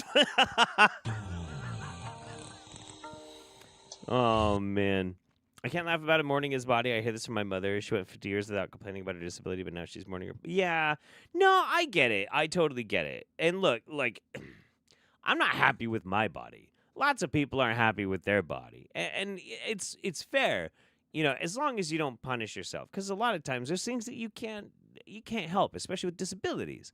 And everybody's body is valid. It's more funny because JSX is literally waiting to die, and like just the way he says it is comedy gold. It's comedy gold. Smoke weed every day? I don't smoke weed. I don't smoke weed. Some people think I smoke weed. I don't smoke weed. I inject 3 bongs a day, though. Boom. Got him. Screw bucket. This is my theory. The idea of Trump taps into the idea within communities of those biased towards radical belief that the problems they face in life, regardless of source, has an explanation and solution. Mad libs, but for conspiracy. I think you're onto something. I do. And it makes sense in a certain manner. I think if you're primed and amiable and open to the concepts of conspiracy or cult-like, higher etheric learning, that sort of thing, when you see something that has a very high energy behind it, like Trump has a lot of energy behind him. And I don't mean like energy. You know what I mean? Like momentum, vibe. You naturally kind of want to adopt it into your own because it's a signal. When you believe in conspiracy or cults or prophecy, you're always looking for a signal. And that's a really big, loud, braggadocious one. But if your entire philosophy is counter to who this person even is, then I just have no respect for you because you can't even hold on to like your basic moral tenets. You're just so excited about your getting some shit to like add to your little collection of weirdo beliefs, It's silly. All right, anyway, let's talk about being gay. This isn't loaded. Today I want to testify of what Apostle Catherine has done in my life through the power of Jesus. Okay, so he's talking about Catherine Crick, just real quick before we get into this. He's talking about Catherine Crick, who is the total piece of shit preacher lady who claimed to cure the guy's kid of autism in the last Roundup. And yeah, she's a piece of shit. Jesus has broken off many curses off my life, many bondages, many yokes, one of them being homosexual thoughts. In college, I struggled with homosexual thoughts. I struggled with my identity, and I really didn't struggle with this my entire life. When I was a kid, though, when I was much younger, maybe around 5 to 8, I did do gay stuff, kind of. Very innocent stuff, though, but could be kind of graphic as well. But I wouldn't consider myself gay back then when I was younger. It was just more like sexual, being in the flesh, trying new things. I went to an all-boys school, basically. Okay, there's a lot there. There's a lot there. I would argue that if you take a bunch of human beings, doesn't matter what gender or expression they are, and they're coming into their own of sexual maturity, and they're only allowed to be around the same gender as them, or whatever, you're bound to have some experimentation, you know. You know what? Accidentally based. He doesn't know if that's gay or not. Well, whatever it was, it was simply an expression. But apparently, it was bad. Why was it bad, buddy?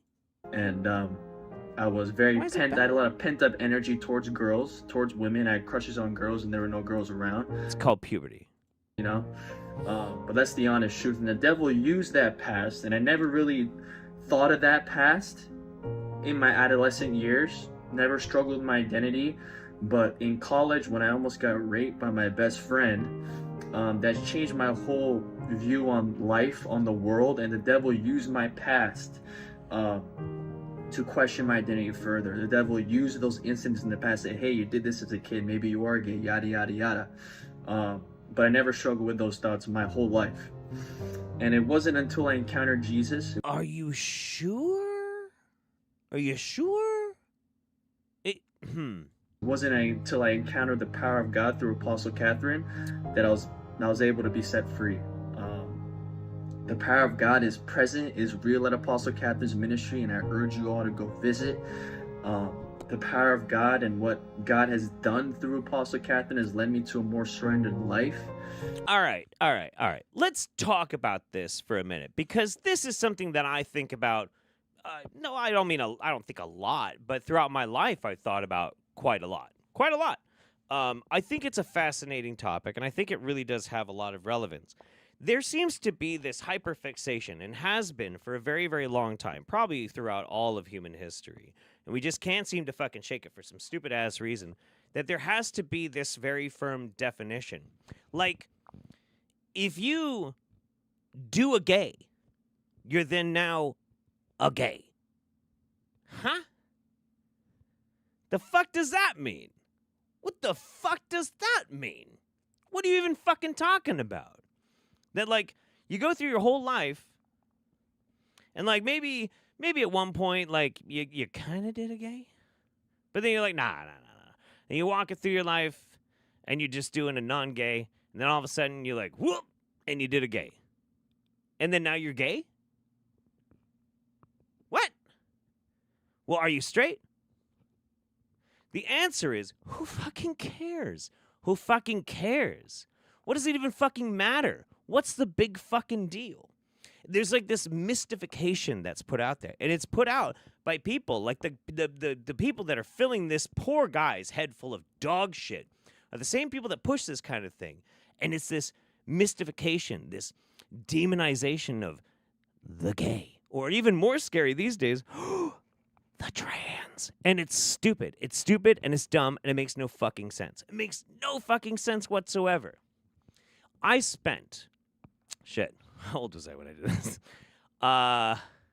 24 years of my life being very, very straight. Listen, there's never been a man more straight than me. That's not true at all. But I'm just going to go with it for this sake. And then one day, I did a gay. But here's the thing. I was raised my whole ass life that I like Lutheran, okay? Which, you know, I gained some things from being raised Lutheran that were totally fine. It wasn't a big deal at all. And I had this idea put into my head. There's gay and then there's straight. And then there's some weird people who can kind of dabble in both. And so the morning after I did a gay, I woke up and I was like, well, nothing weird happened. Like, nothing happened. Like, there wasn't all of a sudden, like, the chimes of the gates of hell banging open, and suddenly the devil steps out and he's like, congratulations, you're gay. I did not go to the store and look at magazines and suddenly find dudes hotter than I did before. Nothing, like, turned me gay just because I did a gay. I'm being vague on purpose, okay? It's none of your fucking business what I did. or how many times I've done a gay. None of your fucking business. But the point is, because I was raised in that environment, I was expecting that there was going to be something monumental that would happen. And nothing happened because it doesn't mean anything. None of it means anything. You don't need some grifter piece of shit to cure you of the gay. Because gay isn't real. None of it's real. It's just stuff. Stuff we do. That's it. And getting all bottled up into it is really only going to serve the people that try and control you. So just stop worrying about it. I'm a certified dabbler. Honey, I'm so much more than a dabbler. But whatever, man. Like, it's so silly. It's so silly. Crazy, crazy shit. You know? It is what it is. And the moment that anybody tries to make you feel bad for how you express yourself, especially your who you are as a person, who you're attracted to, and who you love, and who you want to share affection for, fuck them. As long as it's legal. Gotta be legal, okay? Legal. But after that, fuck those people. Okay, anyway, moving on. Oh, yeah. All right, so we went from one end of the gay spectrum. So there's a difference between atrazine, same-sex erotic urges. We would call them same-sex lust urges. Atrazine and glyphosate fueled same-sex gay urges, you could call them. Yes. There's a difference between that lower frequency expression of same-sex eroticism and its higher version, which is testosterone-fueled, balanced, bro-y, platonically comforting, erotic bonding urges. Bro-y. Okay, so what the Wild Naked Man here is telling us, okay, I am able to interpret, all right, is that there's two types of gay. There's the good gay and the bad gay. The bad gay is that the chemicals in the water turned you gay, just like the frogs. And then the good gay is when you're not gay, you just like to fuck your bros. Okay? That's what he's saying, all right? It's not my words, it's him. When we transmute, when we detox the lower frequency of lust into its higher version, which is eroticism, it's like the dude is coming from a place of wholeness. He is the man that he's inspired by. Yes. He's not lusting after other men. No. He's not trying to get anything from any other man. Just suck some pee-pee and fuck some butt. Tip to tip, brother to brother, bone to bone.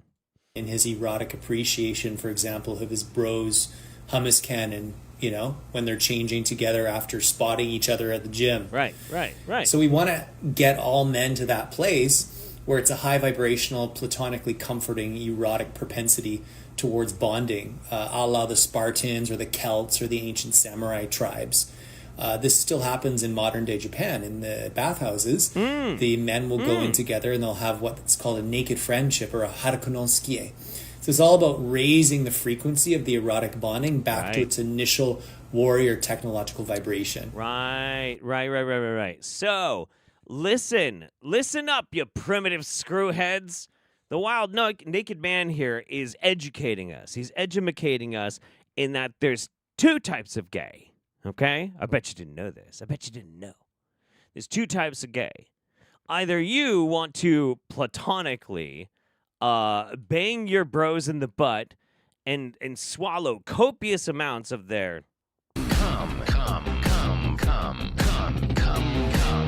for the purpose of ritualistic primitive bonding rituals, or chemicals turned you gay. Loser. So both the guy that needed to be saved from his gayness and also dickhead Megamind here, they're both wrong. They're wrong and they're dumb. They're wrong and they're dumb. Oh, it's a stink portal. Excuse me. Blow bros. Yes, indeed. Yeah. Fan-fucking-tastic. Fantastic. Amazing. Incredible. God, I hate this piece of shit. He's such a dick. And that's the thing, too. He seems like he's such like an enlightened and open spiritual being and all this kind of shit.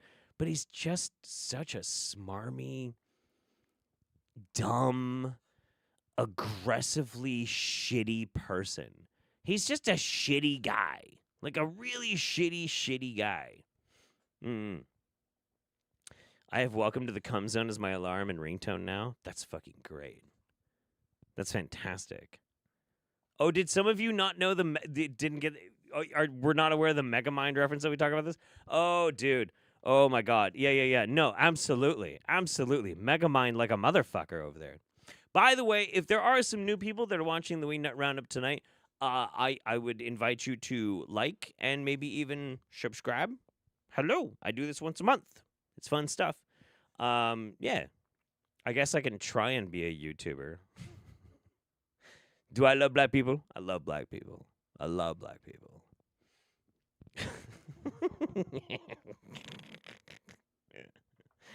Too good. Damn it. I have so many. I don't have reasons to push any of these buttons, but they're so good. Up yours, woke moralists. I know. I'm trying to moralize why I don't play with my soundboard more. All right. Does he put a filter on his beard? Oh, no, he uses filters all the fucking time. All these fucking people that are like, hey, if you're just like me, you'll be beautiful forever, and blah, blah, blah, blah. They all use shitty filters. Me, I learned a lesson from my friend Sophane from Poisoning the Well. The older you get, every, 3 or 4 years of your life that you get as a YouTuber, add another light. You just gotta fill in all the craters in your face. That's how you do it, baby. That's how you do it. It's not working out for me, though. Shit. I'm happy with me. I'm good. Okay, cool. Next up, let's talk about masturbation. So this is a very weird channel. This is a very, very weird channel. It's called Blue Shift Ministries.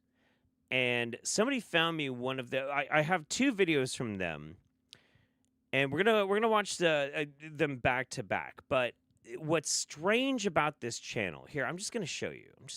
Fuck it. Here, if we go to their channel and we click on videos, do you notice something that's kind of repetitive on this? Do you see? Y'all see? Y'all see? There's something a little bit repetitive about this. Y'all see? It seems like they have a fascination for this thumbnail, right? They seem to have a fascination with this one thumbnail. But here's the thing. It's not a thumbnail. It's not. Today here on Blue Shift Ministries, we're going to... Okay, before we play the video, all of those videos that you saw, and I checked, is literally this person taking their phone and holding it up to a fucking screen to a picture of the Ark of the Covenant in 240p resolution. Like, that is some heavy pixelation. And they hold their phone up to the same picture on their screen every fucking time, and that's what their videos are. I do not understand. I don't get it. I'm very confused. Talk about Lilith, the continuing series on Lilith and masturbation. Good. Viewer discretion is advised. I strongly recommend you watch this video with your spouse. Please share this video with as many married people as you know and that you can. You have to understand that when... All right, so Memory, this video is for both you and me. She's sharing this to talk about Lilith and masturbation. Apparently it has something to do with being married. I don't know. We'll figure it out. You masturbate, Lilith automatically comes in. She comes in. If you're a woman who masturbates, she comes in and steals the eggs. If you're a man who masturbates, she comes in and steals the sperm. What's the downside? That would make it the most awesome fucking birth control. That would make it amazing birth control. I had my sperm removed 3 times today. That'd be fucking great. Cool. On a spiritual level, because remember, everything takes place in the spiritual realm first. You are jeopardizing your future spouse, your future husband, your future wife, your future marriage, your future children, because then what she does, she steals these eggs and she incubates them spiritually, and then she starts to have children in the spiritual realm. In the spiritual realm. Wait.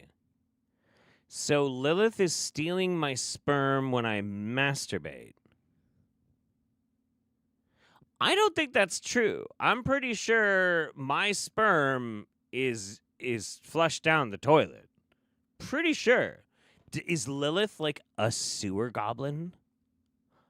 Is Lilith a sewer goblin? A cum goblin. Lilith is a cum goblin. Weird. Oh yeah, no, she gets eggs too. How does she get the eggs if she lives in the If Lilith is a cum goblin that lives in the sewer, how is she getting the eggs? Nothing about this is working out at all. Something about this is just not adding up. I don't know about this. This is weird. But anyway, so all of this cum that I'm shooting every fucking day is being used to make a bunch of babies? That's weird. These children that she produces become demonic and demons, and then they will start to try to take possession of your own children. I'm going to say that again.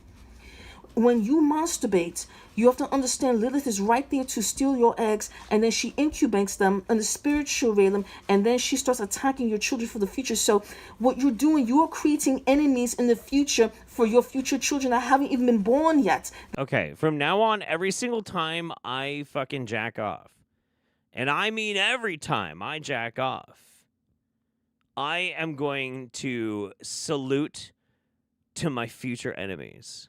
My time enemies. I'm making demonic, futuristic time enemies. That's fucking cool. That's fucking rad. What's the downside? What the fuck? Holy shit. That's incredible. They're actually waiting there for them, and they feel they can do this because they are of the same bloodline. You have to understand that Lilith is very cunning, and she's very evil, and she's very satanic. She does these things to destroy lives, and she feels she has the right to do it because she's saying, hey, you were masturbating, so I have the right to come in because you opened the door. She feels that you are that's it. Masturbation is an invitation to Lilith. Listen, if Lilith is really that into getting my cum, when she sees me jacking off, she can come help me finish. Totally fine. Rub the balls, pinch my nipples while I'm at it, But, like, seriously, just trying to get it for free, that's kind of insulting. I mean, I know what my cum's worth.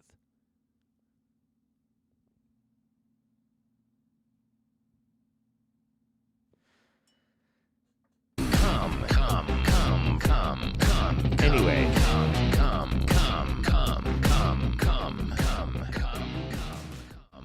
I didn't know how to end that joke. I didn't know where the fuck I was going with that. So we'll just move on. Awkward pause. Push through. What is it? Oh, yeah. Okay. My shit got all fucked up there for a second.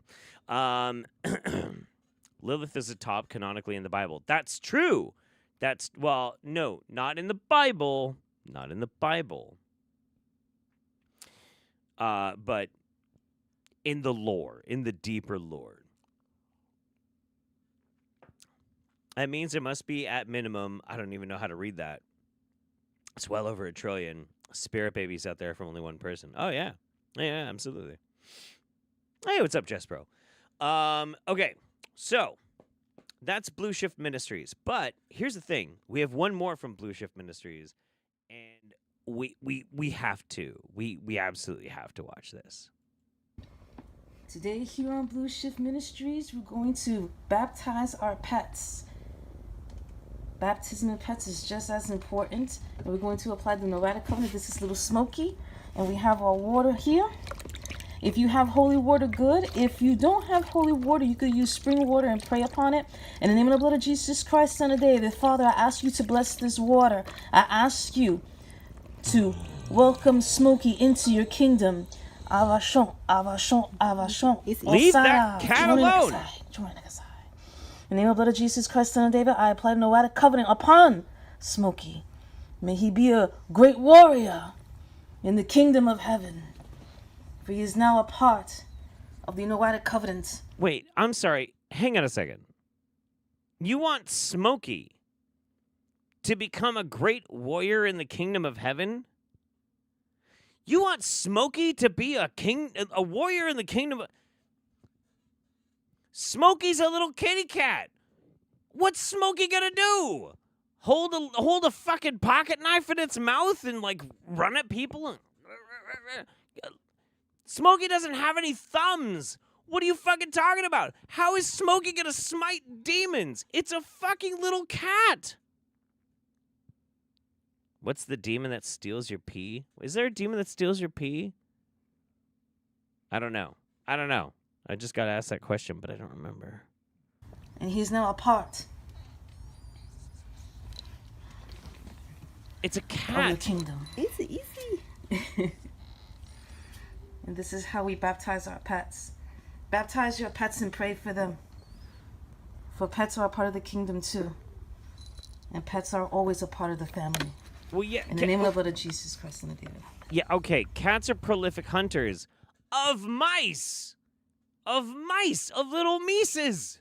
And maybe like little baby squirrels or some birds and shit like that.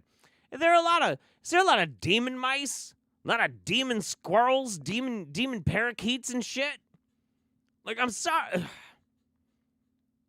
Oh, a demon that steals your pee. Zuzu. That's good. I like that. I like that a lot. Zuzu. That's fantastic. Holy shit. Oh my god. All right, that's good stuff. All right. So what I'm going to do, I'm going to have Memory come and hang out with you guys. I actually am giving her one of my favorite videos that we were going to watch this roundup. But it's just chock full of delicious content. So I'm giving her a good one. I'm not going to torture her this time. Have you ever read Of Mice? No, I've never read Of Mice. Oh, and Men. Of Mice and Men. Steinbeck. Fun fact about me, Jeff Holiday, Steinbeck is my favorite author of all time. And the answer is yes. Yes. Hi. How are you? Come. All right. Look what I'm giving you. I'm giving you good shit this time. Pause game. The pause game? That pause game. Here, take that for a second real quick. I'm not putting it on there. No? No. Just in case you want it, I'll drop it. I did it this time. I don't have to mute myself and take it off. That's fair. Right. Okay. Cool. Have fun.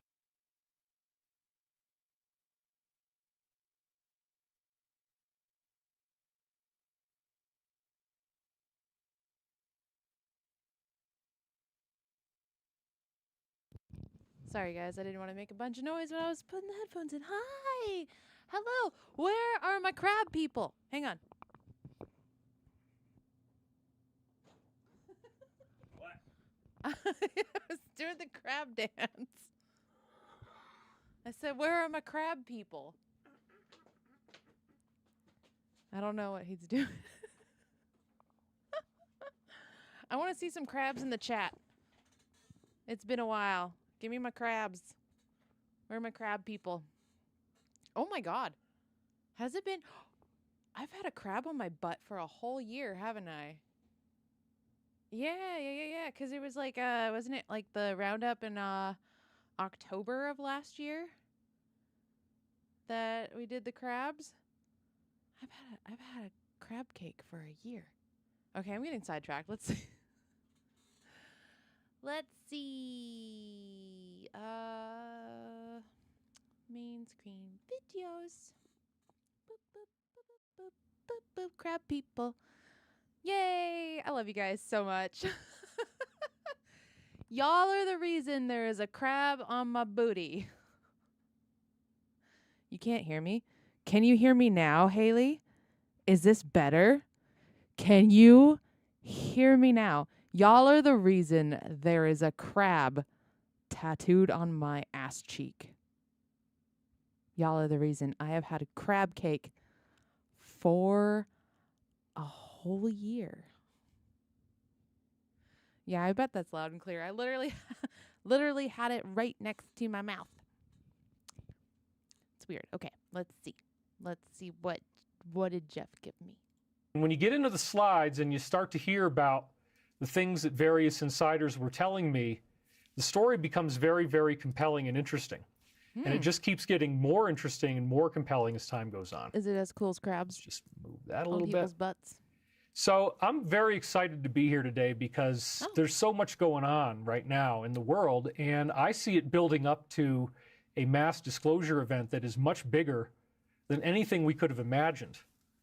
This is a really intrinsic point here that I've heard from all of my different insiders, and that is that I wasn't expecting the camera angle change, and it scared me.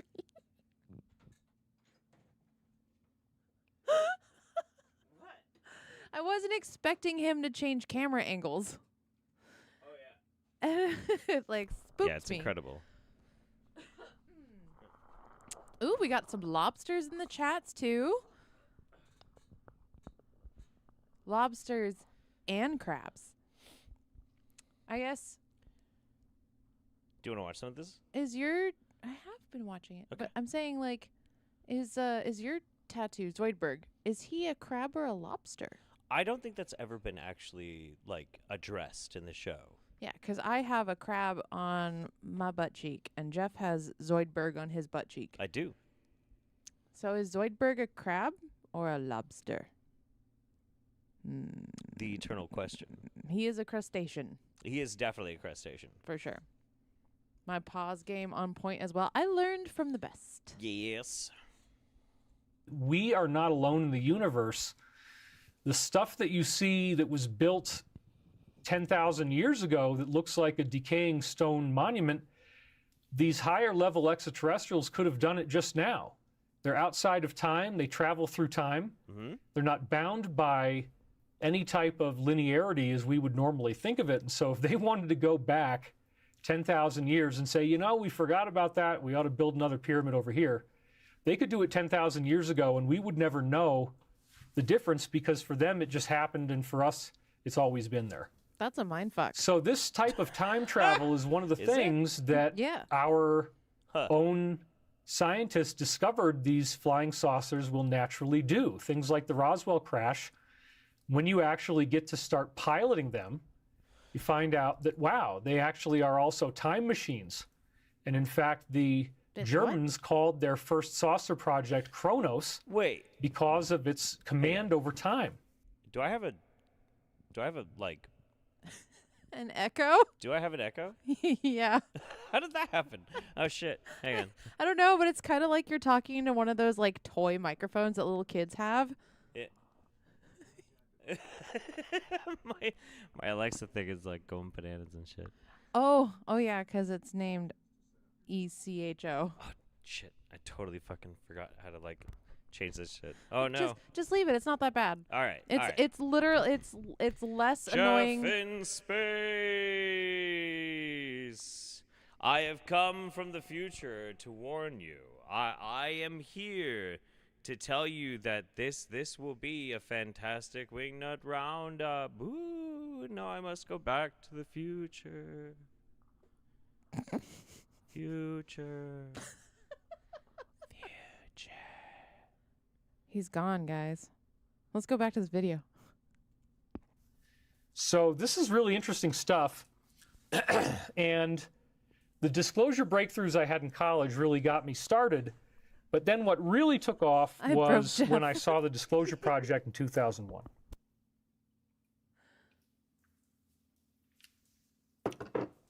Yeah. So let's be clear that in 2001, okay. What was that? I had already been online for 5 years. Look. Didn't he just have like, he could have like easily cut that out and kept the plot going, but he's just like, nope, fuck it. Here's the thing about it. That's a live stream.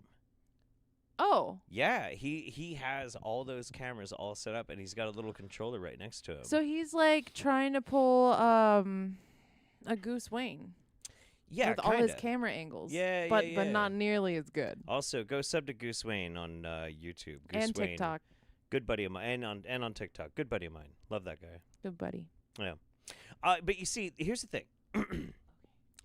This on scrutiny does not make a whole lot of sense, because if Roswell spacecraft were time travel machines, right? Right. Then why is it that they didn't use another time travel machine to then stop the crash, and then we would have never known, and then we would not even know the time travel spacecraft Roswell spacecraft. You see where I'm going with this, right? Well, just because you have the ability to time travel doesn't mean you necessarily want to change events. So they're doing it on purpose, is what you're saying. Or maybe just because they can time travel doesn't necessarily mean they can tell the future. But no, but that's exactly what it means. Does it? Yeah, because they're from the future. Well, no, but no. Is that what he's saying? Is that they're from the future? Yeah. Oh, I thought he was just saying that the ships can time travel. Or unless he's because because you can time travel doesn't necessarily mean that you know the future until you travel through time. Okay. So counterpoint. Then The reason why they can't is because they don't have access to the time travel technology anymore. But we do, because we have the Roswell time travel machine, but they don't, which is why they fucked up, and now we have the time. Fuck. Hang on. Or like, let's say like they travel through time in only one direction, so they can either go back or forth. Well, he's saying they go but they back. can't. Okay, so they can go backwards in time. Right. But they can't go forward in time. I guess not. Maybe they were going backwards in time when they crashed. Why would aliens go back in time to make the pyramids? Is it just to fuck with us? Are they like playful pranksters? Or maybe it's like their graffiti. I like that idea. I like the idea of like Cairns. Well, like East London youths, just got nothing going on, There's no structure in the home. The poor schools, no discipline, and they find rebellion in going to random planets and just like graffitiing them up and shit. Mm-hmm. And like that's what they do. They're like, "Oi, you want to see the most based fucking graffiti you've ever seen? I'm going to go back 10,000 years." What? That's how I'm sounding Australian again. Whatever, fuck it. Oi, mate, I'm going to go back like 10,000 years to this planet Earth and make a bunch of pyramids and shit. It's really going to fuck with their heads. And they're like, yeah. And they're all egging them on like a bunch of football hooligans or some shit. Where am I going with this? I don't know. I do don't know think it's either. really interesting how we like instinctively have the urge to stack rocks on top of each other. Not me.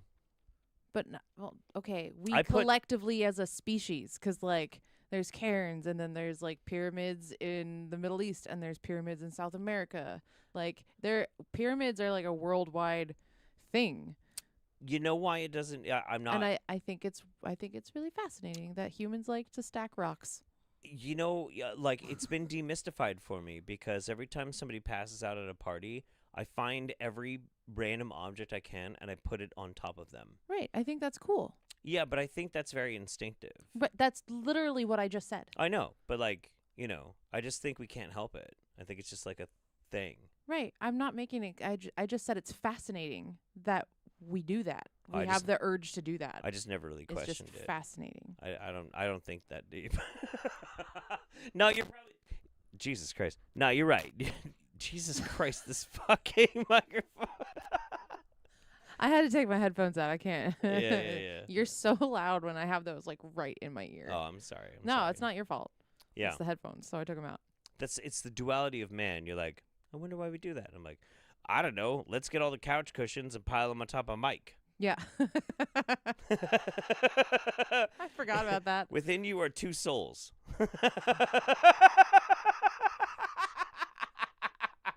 This will have deep meaning. This is really going to piss him off when he wakes up. Uh-huh. Yeah. That's how shit works. I think Totems, yes, exactly. Yes, Chaotic Kitten. Totems are another good example. We like to stack shit. I think I need to get a new cord. So, yeah. All right.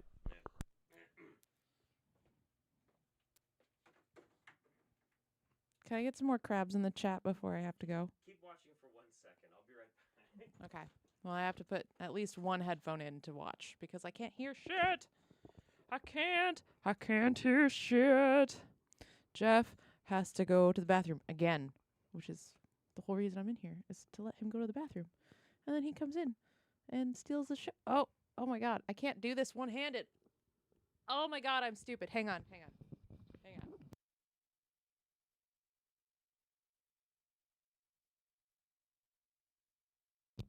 How's the Grum? Dude, Grum life.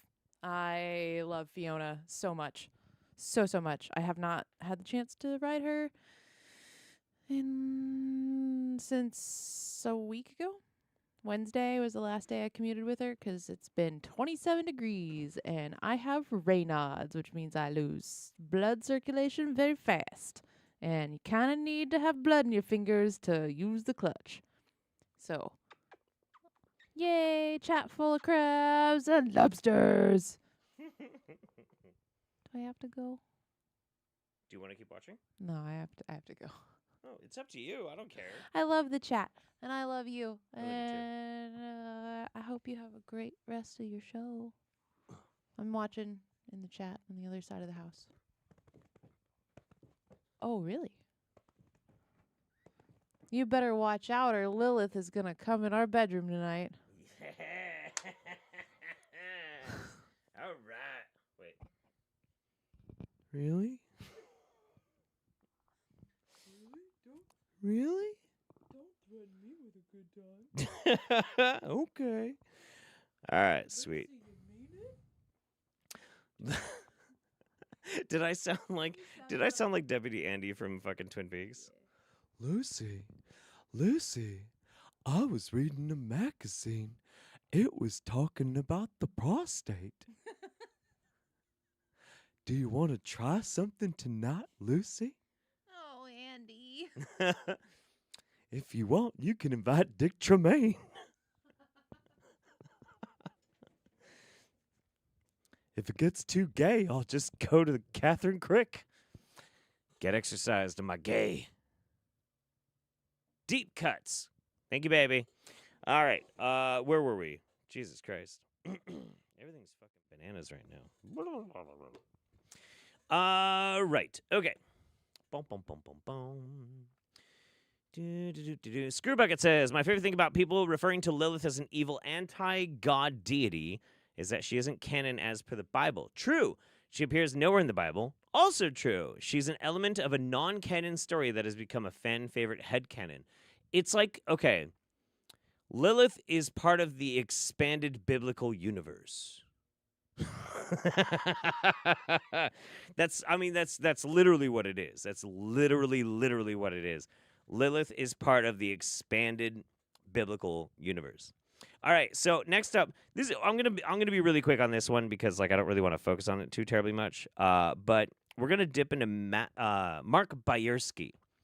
So Mark Bayersky, we've looked at him a few times, and this this turtle-looking motherfucker makes these videos. He's like, "Hello, friends. Today we're going to be talking about Moldavite, a fantastic crystal that does all these great things, you know. It's quite good for your body. You know, it's going to heal your eczema." And he makes a bunch of videos like that. And then randomly he'll make these fucked up videos where he talks about conspiracy or purging parasites and toxins and shit. And then he's right back to, and this here's some amethyst. Amethyst is great for your body. If you have yourself a stuffed nose, you can hold some amethyst onto your body. And that's all he does. And he's been doing it for fucking years. This video is called Censored for Talking About Curses, Voodoo, and Black Magic. But that's not actually what the video is about. So we're just going to play a little bit just to kind of make a couple of comments. And just on a side note, guys, there's videos that are being taken down daily. Daily. And it still shows up as the same amount of videos. Also, at the same time, you can basically check every second. every 10 seconds, every 1 minute, every 4 minutes, they are systematically unsubscribing many people, literally all day long, unsubscribing people. So it's not that people can't stand me and I'm saying nasty things. In fact, it's actually the opposite. I'm being more kinder, more generous. I'm doing more free giveaways. I'm helping people all over the place. I'm doing self-help videos. So it can't be any of those things. It's 100% YouTube. YouTube do not like truth. YouTube does not like love. It does not like pointing out the spiritual mysticisms of life and how to find your spiritual path. It's actually now censoring healers. It's censoring healers of many types and So I just wanted to give a little bit of a primer before I talked about this, because this is something that's actually kind of relevant to my interests and actually relevant to my channel. First and foremost, we're going to address the elephant in the room. Number one, you're not a fucking healer, okay? You're not. You're a guy that holds up rocks and is like, multivite, it's very good for your hemorrhoids. And then every now and then you make a fucked up video where you're talking about how to purge parasites. And it does go against terms of service because you are teaching, effectively, pseudoscience, bad medicine, irregular, potentially harmful fucking pseudoscience. Simple as that. Now, what's really fucking frustrating about this, though, is this dumb fuck is almost to a point. He almost gets it, but he can't see beyond the conspiratorial grift. The truth is, when you do YouTube for so fucking long, like me, there's a thing that every website does. Purge inactive accounts. Purge inactive accounts. At one point, I think I was up to like 109,000 subscribers. 109,000 subscribers. If you look now, I'm at 100,000 subscribers. And it has steadily gone down, down, down, down, down, down, down. Why? Inactive accounts. I've looked. It's not because people unsub. It's because accounts go inactive. Also, I'm not getting more subs.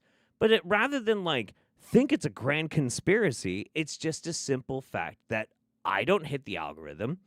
Neither does he. There's two different ways of looking at it. One is, I'm not part of the algorithm. The other is, you see, YouTube is trying to challenge us hailers. You know, it's trying to censor. I'm so good. I'm so full of life. I'm doing all these giveaways. So YouTube should just be hemorrhaging all these subscribers and making me more money. Like, that's not how it fucking works, dude. I'm sorry. I'm sorry. But the truth of the matter is, you do YouTube long enough, unless you can find some way to hit that trending, hit that fucking algorithm. If you want to grind, and trust me, nothing sounds more soul-crushing than actually trying to grind on the algorithm. Fuck that shit. Fuck that shit. Unless you want to do that, you're just going to fall into this situation. Live with it. Deal with it. It's what it is, man. Like, whatever. It's fine. But I cannot get over it because this happens with, like, it happens with Wingnut channels all the time. And they get so fucking booty bothered and have to feel like it's a personal grievance. Like they're being targeted. You're not being targeted, man. It's that you have really, really old accounts that never log in anymore. And those accounts get deleted by YouTube. And that means your subscriber numbers go down. Whoa. It's not that fucking complicated. Also, like the stream, yo. Like the stream and share me with all of your friends. I don't give a fuck. Whatever. I'm the world's worst YouTuber. Anyway, I just thought that was pretty funny because I really hate this smarmy piece of shit.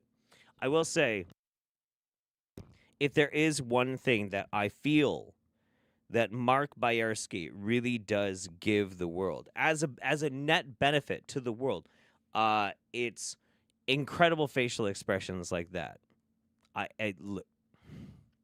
I have rarely enjoyed somebody else's agony as much as I enjoy this one right now. It's just not fair, you see. I'm telling people how to heal their body. Anyway, you smashed my like button consensually? Ooh. Thank you.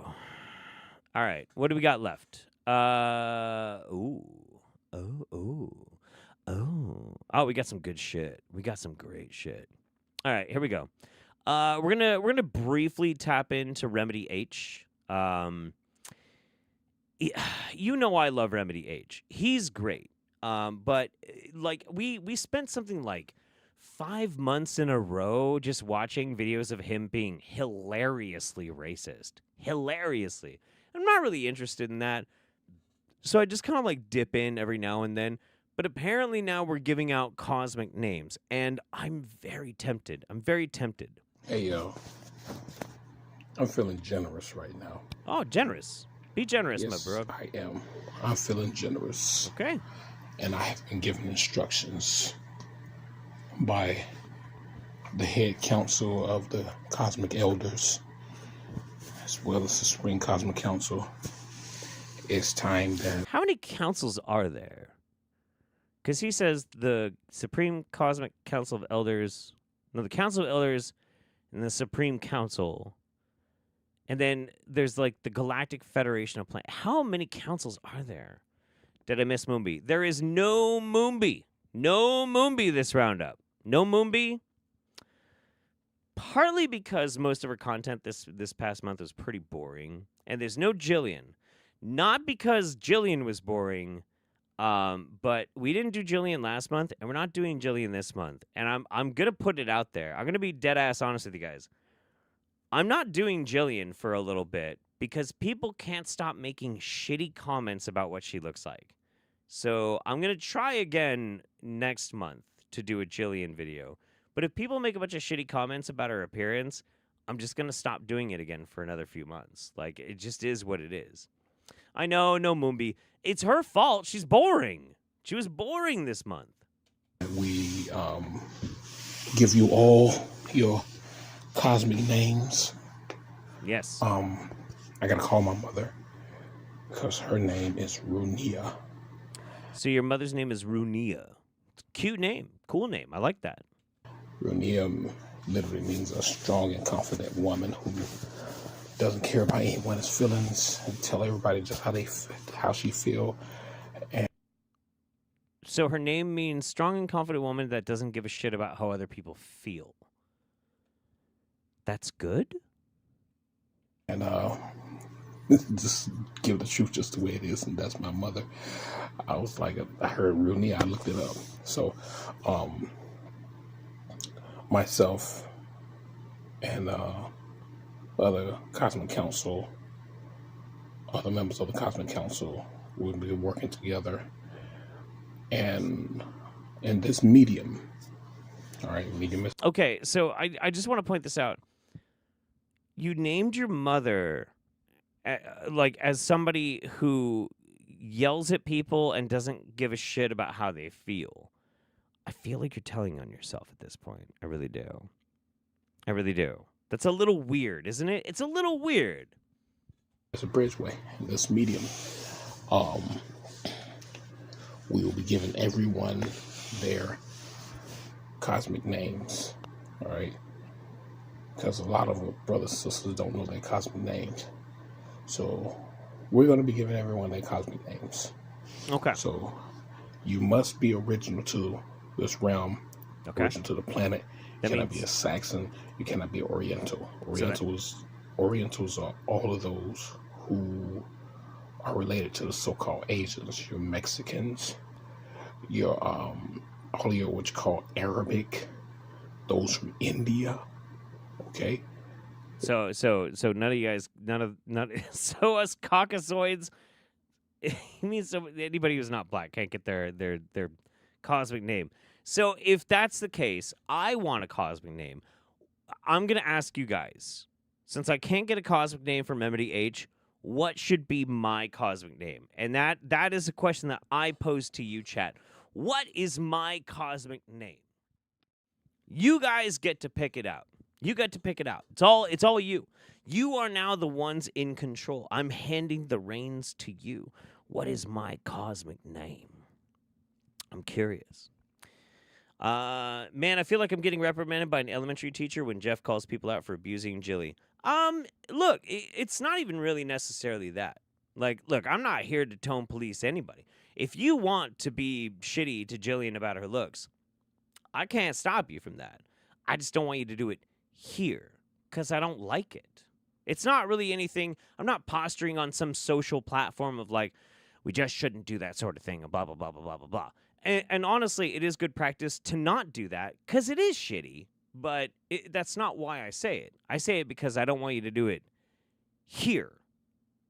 This is my house. I just don't want to see it. That's it. That's all. Not any deeper than that. It's fine. Let me see. Hemlock Moonwolf. That's too easy. Jathoris Rad. Ooh, I like that. Yeah. Boleslaw.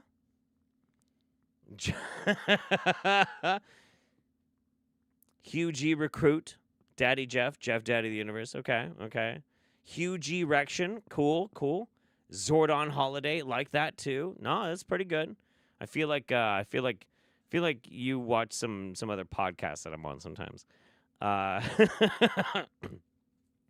Okay. I'm feeling it. Plant Man. Okay. All right. Whatever my pen name is. Pen name? Why would I ever have a pen name? I would only ever have a pen name if I wrote a book. And as everybody knows, I never wrote a book. I only say that to trigger a couple of people. Anyway, all right. Next up, we're going to dip into some Mario. Xeno Jeff. Whoa! Kissa. Perfect. Xeno Jeff. Because look, who drinks the Xeno wine? By the way, need more Xeno wine. But Xeno Jeff. Oh my God. Fucking A. Bolislav. Oh, okay.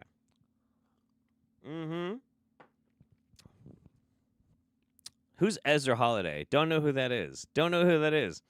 But if there was a person named Ezra Holiday, that would be a dumb name for them to write a book under. That would be a stupid idea. Who likes the name Ezra? All right, anyway, here's Mario. So I tripped myself out, and I'm going to share it with you because that doesn't normally happen. Okay. And if it trips me out, it's probably going to trip somebody else out. Big doubt. I just figured this out today after years and years of contemplating it. Hit me with it, baby. You can't go back in time. It's impossible. The aliens seem to have gone back in time quite easily, actually, Mario. You can only move forward. Even if you're going backwards, that's still forward. What? Time travel must work like that. So it's not even like you don't have to go back in time. Okay, so you don't. You just have to go forward in time. Okay, so you travel forward in time. From the place you are in time, faster forward than you were before, right? Is that what you're talking about? To where you end up back in time. Like the past is the future. Literally.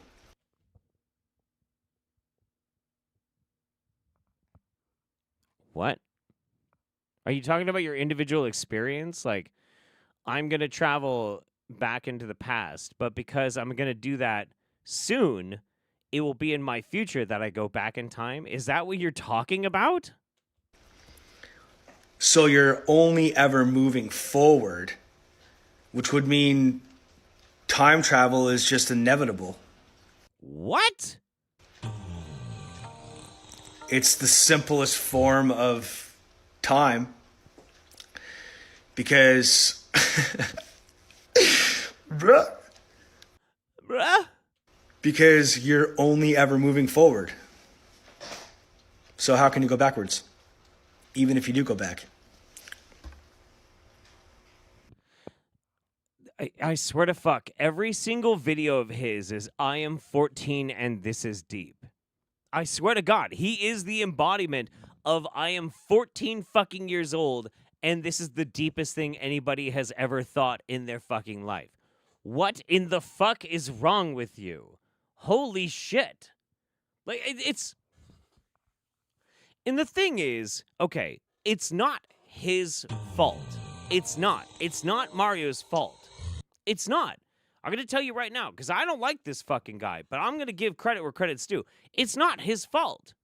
He is so fucking stupid. This person is so fucking dumb. Like, the Mount Everest of dumb shit. This guy is like the Gordon Ramsay of stupid fucking ideas. He holds 50 Michelin stars of crayon eating, okay? This guy is so mind-fuckingly stupid that he can say this kind of shit, and he thinks that he is motherfucking Einstein. But here's the problem. Here's the problem. If you go and you look at his TikTok and you look at the comments, he has somehow managed to cultivate an audience that is just as dumb as he is. And it is so wildly entertaining and honestly really, really depressing. As a Marine, we don't claim him. Look, Marines eat crayons because a lot of times they're stuck in the shit and there's nothing else to eat. And also, I mean, they make your teeth look funny colors and whatever. But his is out of choice, okay? The guy obviously doesn't have to eat crayons. He just does. It just is what it is. This is tepid rain puddle depth of fucking intellect. Holy shit. What the fuck? He is an idiot sandwich. Yes. Yes, absolutely. The Mount Rushmore of room temperature IQ. Yes. Fantastic. God damn, man. We've seen quite a few of Mario's videos these days, and I am still in awe with how incredibly fucking dumb he is. Screwbucket says, don't do this to me, Jeff. Don't deny your identity as a writer. Ezra is valid, and I love their book. Please give me a sequel. I'm dying, Squirtle. Okay, yes, I did write a book. I did write a horror novel. It's called The Dead Dream Wakes, under the pseudonym of Ezra Holiday. Fine, okay? There. It's out there. You guys, like, harass me every now and then. I guess I'll write the sequel when I don't have to worry about money anymore, and I don't have to hustle. So, yeah, that's the deal. Cara Bellenew, my baby cousin's name is Ezra, lol. Ezra's a cute name. It's a cute name. It's a very cute name. All right, next. Boom! Listen, when I go to Super Soldier Talk, I expect only the most cogent, well thought out, very, very respectful, and socially conscious of topics to be raised between James Rink and the people that talk about how they were alien programmed super soldiers, okay? That's what I expect. And I assume that's what we're going to get here. Oh, wow. Okay. How about could we discuss, if you feel comfortable discussing this, Adolf Hitler. So the rumors are he went to, took a U-boat down to maybe Paraguay, and then he supposedly lived out the rest of his lives in New Jersey. But what if you're feeling comfortable, random woman with a cuckoo clock, could we discuss Adolf Hitler? What's your knowledge of him, Hitler? Well, he did flee the bunker under Berlin, at the end of World War II, with his wife, Ava, and also their daughter. And first they went to Spain in Europe, and then they went on to South America, on to Paraguay, and then later on to... I'm sorry, Toto Kaga says, Mr. H's Wacky Submarine Adventures. Yeah, I would totally either subscribe to that YouTube channel or watch that new series on Prime Video. Absolutely. Argentina, where he spent the rest of his life. But I don't know if anyone knows, but he died there alone. And the only person that was with him was the doctor, who was looking after him at the end. So, people would think, well, where on earth was his wife and where was his daughter? Why weren't they with him if he only had like days to live? But so, I wanted to know the answer to that too, because that just didn't add up. Considering how much they loved each other and how long they'd been together. So I found out Known that they'd got lovers. divorced a few years earlier. Yeah. So that's the reason why his family weren't with him when he died. So he died from a heart attack. I can even give you the time at 3 in the afternoon. It was in February 1962. Wow, because I've had people contact me and they. Hang on a second. Hang on. I'm trying to fucking find this goddamn thing. Okay. Yeah. No, I did find it. Okay. Fascinating. Awesome. Okay. Cool. I got something really special for you guys. Right. So listen. Okay. It's very sad that after everything that Mr. Hitler went through, then he's gotta die divorced and sad, and I mean fellas. Okay, oh my fucking god. Oh my god. Here, let's just a little bit more. Oh shit, sorry. Of Hitler on a as he's dressed up as an admiral on a dark fleet ship. So maybe they did clone him out. Anyway. Well, I can actually tell you what happened. Oh, I mean, it is possible that there are clones of him, and I can actually tell you what happened when he died in Argentina in 1962, because Nobody tell anybody, but I'm actually a clone of Hitler, but I learned how to love and to accept. when the material body dies, this applies to all of us. The soul leaves the body in what we know as a ghost. And even though it's unusual, someone can choose to remain a ghost and not move on to, the afterlife. And he decided that he didn't want to move on. And apparently that's allowed, even though it's unusual. Because when he was alive in Germany during World War II, he was promised that after he died, he would be able to live and work on Mars. So when he died, he remembered the request that he'd made. So as a ghost, he actually went to live on Mars, where he still is. Wait! I thought he died divorced, but then also Hitler became a ghost who now lives on Mars. Is that where that Ice Cube movie came from? Are they fighting? This is getting deep. We regard Mars as being our HQ, so he's living and working as a ghost at our HQ on Mars. And, he's a very sort of chilled guy, these days. And what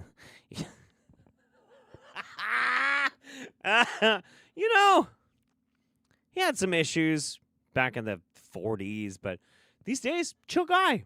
Yeah, pretty chill. Nice. The kind of guy that, you'd invite him to a barbecue, and he'd bring 2 sides. 2.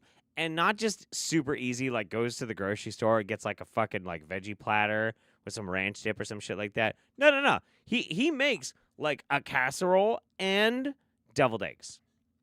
Chill guy. Fucking super chill guy. What he enjoys most is gardening. So, our Mars HQ has got 5 glass domes, and there's one dome that he spends most of his time inside. and it's hydroponics, for our plants. So he spends his time, tending to the gardens inside the hydroponics Ghost pod. Hitler, gardener of Mars. And he won't let anyone else, do it. Yeah. He says, no, you can come in and have a look, but this is my project. So is it like in the astral realm? Like it looks all real to him? There's other ghosts around. Okay. Nope, don't care. Shut the fuck up. Don't care. Hitler is a Mars vegan. Absolutely. I love this. I think it's fantastic and not problematic at all in any fucking way. Why do you ask? No, of course. I All right. George Bush is a chill guy, but doesn't change the fact that he's responsible for over 1 million Iraqi deaths. True. George Bush is a terrible, terrible piece of shit that should probably be trebucheted into the sun. Yeah. But I mean, pretty much every president since Carter has been a titanic, evil piece of shit. But whatever. It is what it is. Speaking of Hitler, I don't know if you guys know that this exists, but I'm gonna play this for you. This is real. Honey. Hi, honey. Hi, honey. Hi, honey. Hi, honey. Hello. I'm home. Hi, honey. Hi, honey. Smile, honey. Because I'm home. Gee, it's great to be Top Gun, but it's nothing like the fun that I get when I don't know if I'm going to get a copyright strike for that, but look, there was, at a certain point in time, a sitcom that was made called Heil Honey, I'm Home, which shows Adolf Hitler and Eva Braun moving into the Bronx. I think it's the Bronx. And having to deal with the wackiness of their neighbors, some of which are the Jews, very uncomfortable. And they made a whole fucking... I think did they make a season of that? I feel like they made a season. They at least made the pilot, but I think they made more than one episode. And good fucking God, is it the most tone-deaf thing I have ever seen in my life. It is wild. You ever want to go down a really weird rabbit hole of like Hollywood execs really being tone-deaf about the state of the world? Look into that one. It's really crazy. Yes, the neighbors were named the Goldbergs. That's right. Their direct neighbors were Jews. Yeah. Absolutely fucking bananas. That shit was so crazy. So crazy. And it wasn't a cartoon. The okay. God damn it. Jesus fucking Christ. Hang on. All right. I'm not really gonna here. Look. I'm not gonna play any of the audio, but like it was a live action show. This is a real show that somebody at one point was like, yeah, this is a good idea. We should absolutely do this. Why not? This sounds totally logical and totally reasonable. We should do this.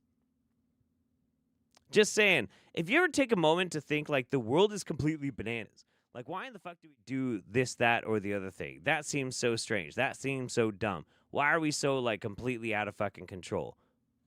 We've always been out of control. We have always been chock full of very bad ideas. Always. Just take comfort in the fact that we have consistency. Okay? All right, guys. It's at that point in time during the roundup where I have to actually give a little bit of a content warning. How are we doing so far? Before I do, like the stream. Like the stream.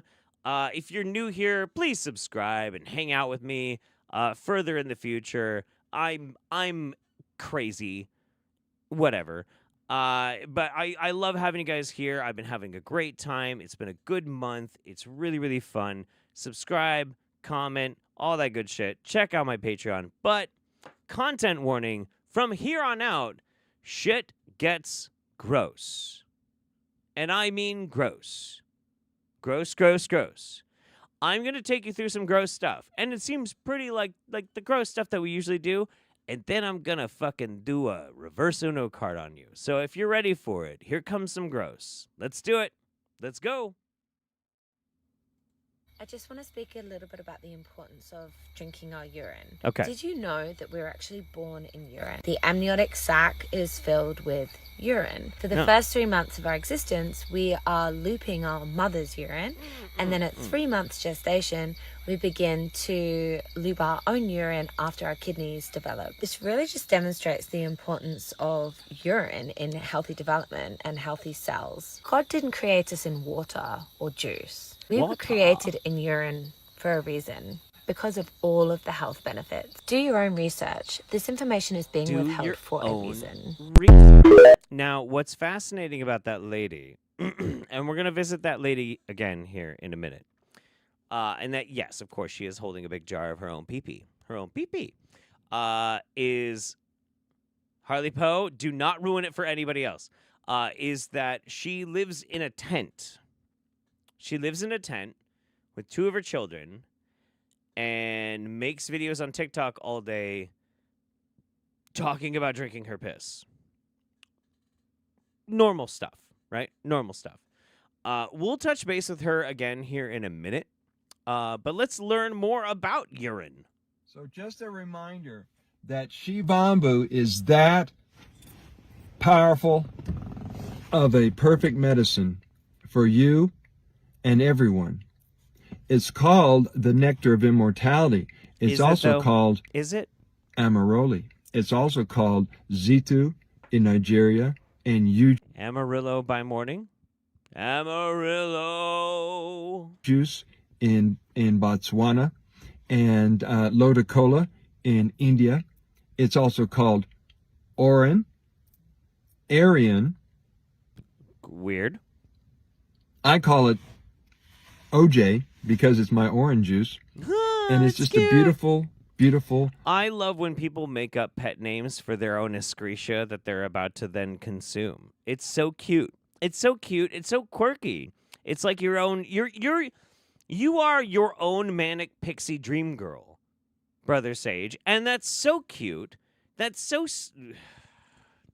water to fill up with, to saturate your body with, to regenerate you from the inside out, in as many ways as you can imagine. Get lost in it. Fall in love with it. Get to know it. Piss. Learn about it. Study about it. This is your savior. This could transform your mind, your emotions, bring them back into balance. Mm-hmm. It can transform your health, and it can transform all your relationships. That's one of the things that I think is really fucking weird and insidious about this type of thing. The piss cult, like, look, you just want to, like, drink your piss. Who gives a shit? I don't care. Drink your pee. Doesn't bother me. Drink your fucking piss. Have fun.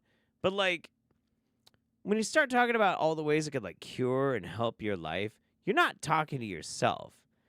You're advertising. And who are you advertising to? People that have problems. People that have weird relationship issues, people that have PTSD, people that have trauma, people that feel lost and listless. Maybe they feel disconnected from their own spiritual selves. They're looking for something, a purpose, a meaning. They're looking for some way in which they can re-enrich themselves. They feel like whatever it is that they have in their lives is not really enough. They got to find something to fill up this vacuous hole that otherwise maybe they abandoned before, where they cast off the religion of their parents, or they got away from some oppressive situation, or maybe they just simply got away from a person that was their everything. And now they have this hole, and they feel like they don't know how to heal that. And then somebody comes along, and they're like, hey, you got a problem? Drink your pee. But it doesn't have to be just drink your pee. It could be anything. It could be whatever kind of wingnutty fucking stupid-ass belief that they try and sell you on. It doesn't matter. So long as you have a need and you have a hole, you have something that needs to be filled up by them, they will find a way to fill it up with that. It just so happens that the piss cult is gross. It's the only difference. It's the only difference, but it's the same shit. Of course, not all your relationships will be with pee drinkers. There will be a time where that will become more commonplace. I really hope none of them are. Right, Jesse? It'll become more commonplace where the people you're with do what you do, and you have similar consciousnesses and similar energy and similar interests. Yes, I am saying they will try and fill your hole with piss. Gross! That doesn't mean they'll all match, but you'll have a heart-to-heart connection and conversation with each other, that all those external stuff and all those physical stuff are not as important as your essence. Blah, blah, and blah. People in my life, like Lisa Joy, we know each other's essence. So you drink each other's piss. Like some friends here in Boulder, some friends online. We know. You drink a lot of people's piss. Anyway, here, look, here we go. Drink of yourself, all of yourself. Drink it, drink it. Tired of listening to you. Just fucking put it in your mouth.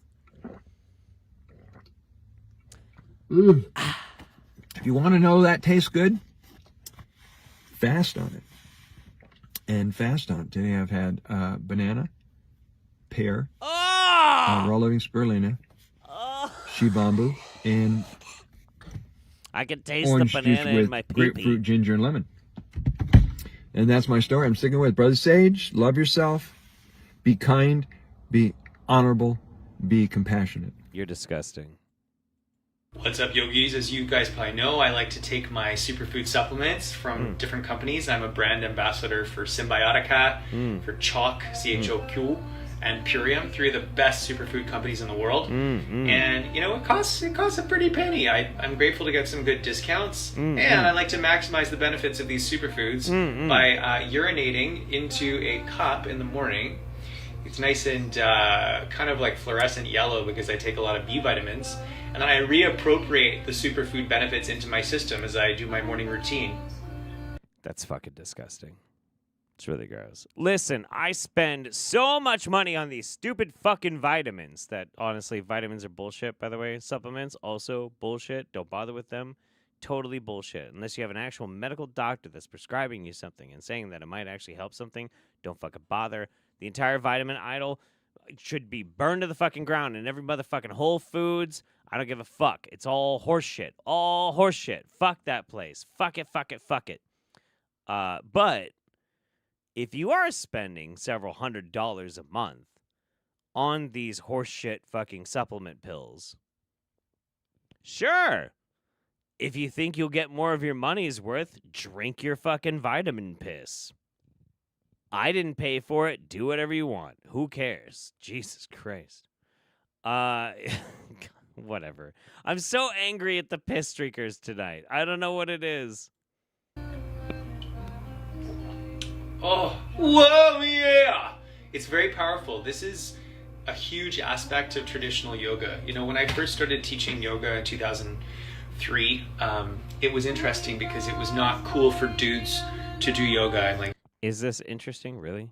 Dudes would judge me for teaching yoga and practicing yoga, and now every dude and their mother and dog is a yoga teacher. So I've always been used to kind of being, I don't want to say like on the cutting edge because that sounds narcissistic, but I've always been used to being ahead of the curve a little bit in terms of what's going to I'm a bit of a trendsetter. I don't mean to brag. Become popular. And what I really want to share is that urine therapy is a key seminal aspect of traditional yoga as practiced in India way before the white people came and colonized and whitewashed everything. So if you want to be doing traditional yoga, brothers, in addition to stretching, you got to be drinking your own urine. Wait, so before the white people came and whited up yoga, you're white. What do you...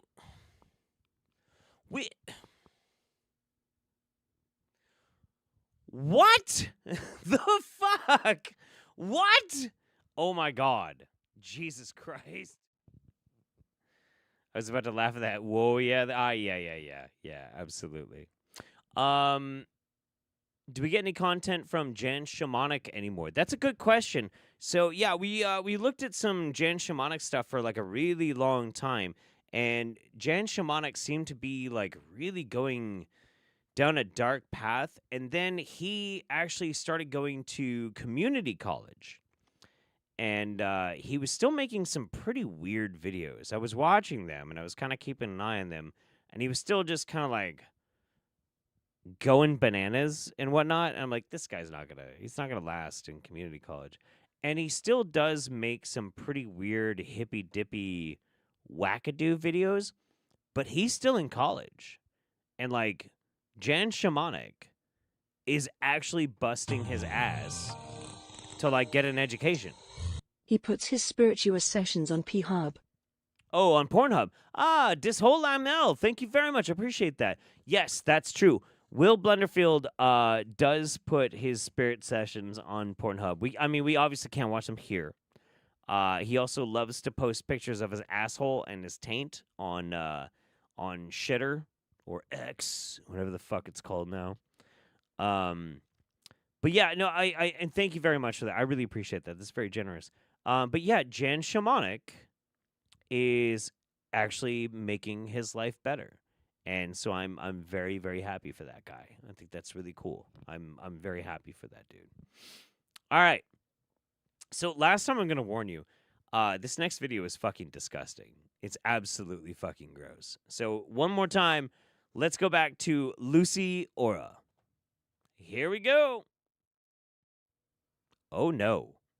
So last night I made a video saying that I was going to walk out in town with my blood on my face, and then I woke up this morning and I was like, oh god, what have I done? And I thought actually my period has slowed right down, and I was like, oh, I probably have to wait till next month. And then I had a massive bit come out and I was like, put it on my face. And then I had a conversation with Asa. I was like, should I go into town like this? Just thinking that he would say no straight away, and he was like, yeah. And I was like, oh, okay, we're doing this. All right, here I am, just about ready to go into my local shop, my local organic shop. My son, who thinks that I look like a zombie. And yeah, I just want to use this as a demonstration of how disconnected us women have become from our bodies, and how shamed we have felt within ourselves, and by men also, for having not bleed, of course, the most natural thing. Come on! That's okay. I did not preview it enough to know that the kid's face is going to be in there. I do feel bad about that. Actually sacred. Get your kids out of your fucking bullshit video. To that is really, really important. God damn it. For women at this I don't time. really. Hey, Lou. Okay. Hi, Lucy. Yeah, sorry if I'm protesting very loudly. I don't like. It's not. Look, she is a grown adult. She can make whatever fucking choices she wants, but her kids can't. And I don't want to support other people's kids getting like involved in videos like this. So I apologize for that. Maybe I should have like previewed this, but I kind of wanted to have my genuine reaction at the same time as you guys. So, fuck. New face mask. What do you think about the demonstration of reclaiming our power as women? Oh, I think it's amazing to reclaim your power. Gross. Yeah. Not quite sure I'd go around with menstrual blood on my face though. Took me 5 years to decide. I wonder if his clients know. Oh, Will Blunderfield?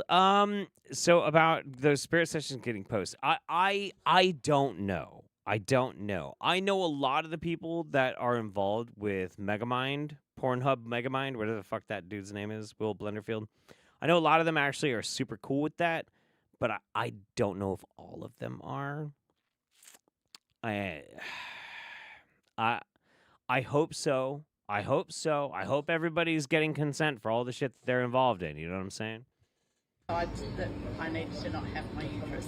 Wow. Yeah. Do you think that was maybe connected to the disempowerment of the feminine? Yeah.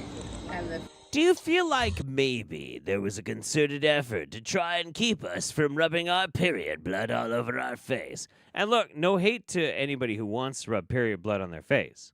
You could do it. I don't give a shit. It's gonna be if I see you with period blood on your face, this is what's gonna happen. I'll be like, "Are you okay? You good? Have a good day." And I'm gonna leave. I'm gonna leave. I'm not gonna make a scene. I'm not gonna give a shit. I am just going to fucking leave. And I hope you have a great day. You do you. the fact that it had carried my children. Yeah. As well. Yeah. But it was a toss up between that. Wow, this lady's boring. Yeah. That's... Let's see. What is these guys? I've got menstrual blood on my face. You want what? My menstrual blood. Yes. On my face. Okay. What do you think about that? It's okay for me. It's okay for you? Yeah, as long as it is for you. Aww, Please that's don't beautiful. kill me with a knife. Please do not so I got stab period blood me. on my face.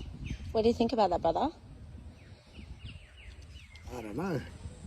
That's your choice. Yeah. Your choice is yours. How do you feel as a man and an Indigenous man? Did women in your culture put blood on their face?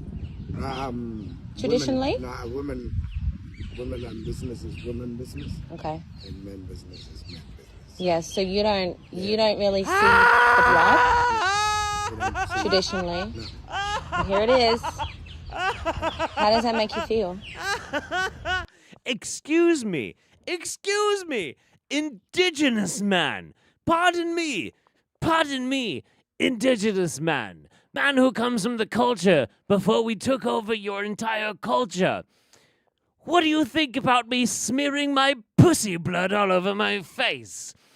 Did your women also smear their pussy blood all over their face? Did they? Huh? Justify why I'm doing this in public right now. Indigenous man. What the fuck? What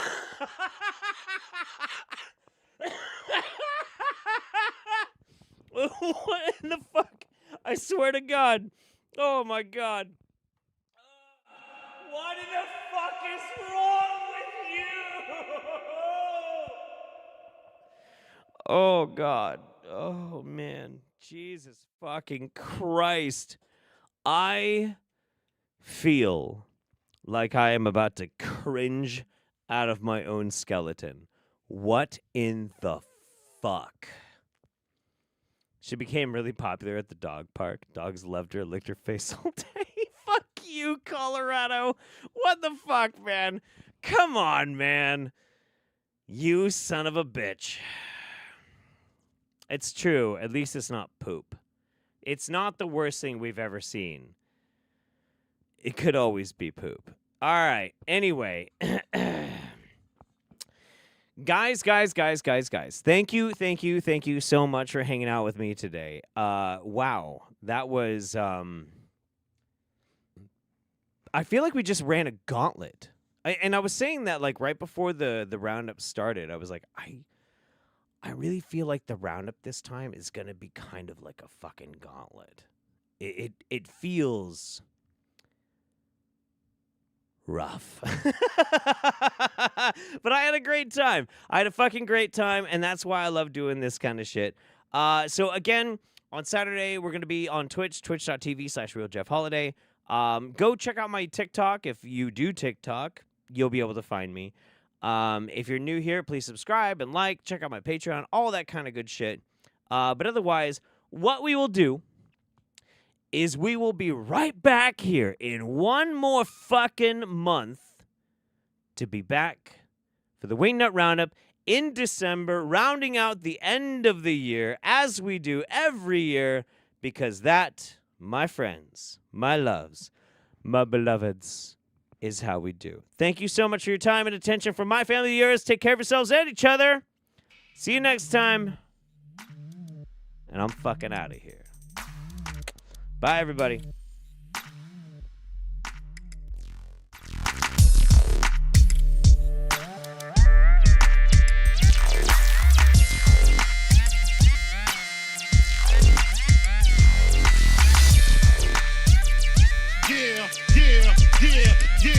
Yeah, and you won't stop, and you don't stop, and you won't stop. I was a terror since the public school era. Bathroom passes, cutting classes, squeezing asses. Death orgy. Was a daily routine since 13. A chubby nigga on the scene. They call them dumb, big, massive dumb. In my bubble goose, now I got the Mac in my knapsack. Lounging black, smoking sacks up in accent sidekicks. With my sidekicks, rocking fly kicks. Honeys wanna chat, but all we wanna know is where the party at. And can I bring my gat? If not, I hope I don't get shot. Better throw my vest on my chest, cause niggas is a mess. It don't take nothing but front for me to start something. Bugging and fucking at niggas like I was duck hunting.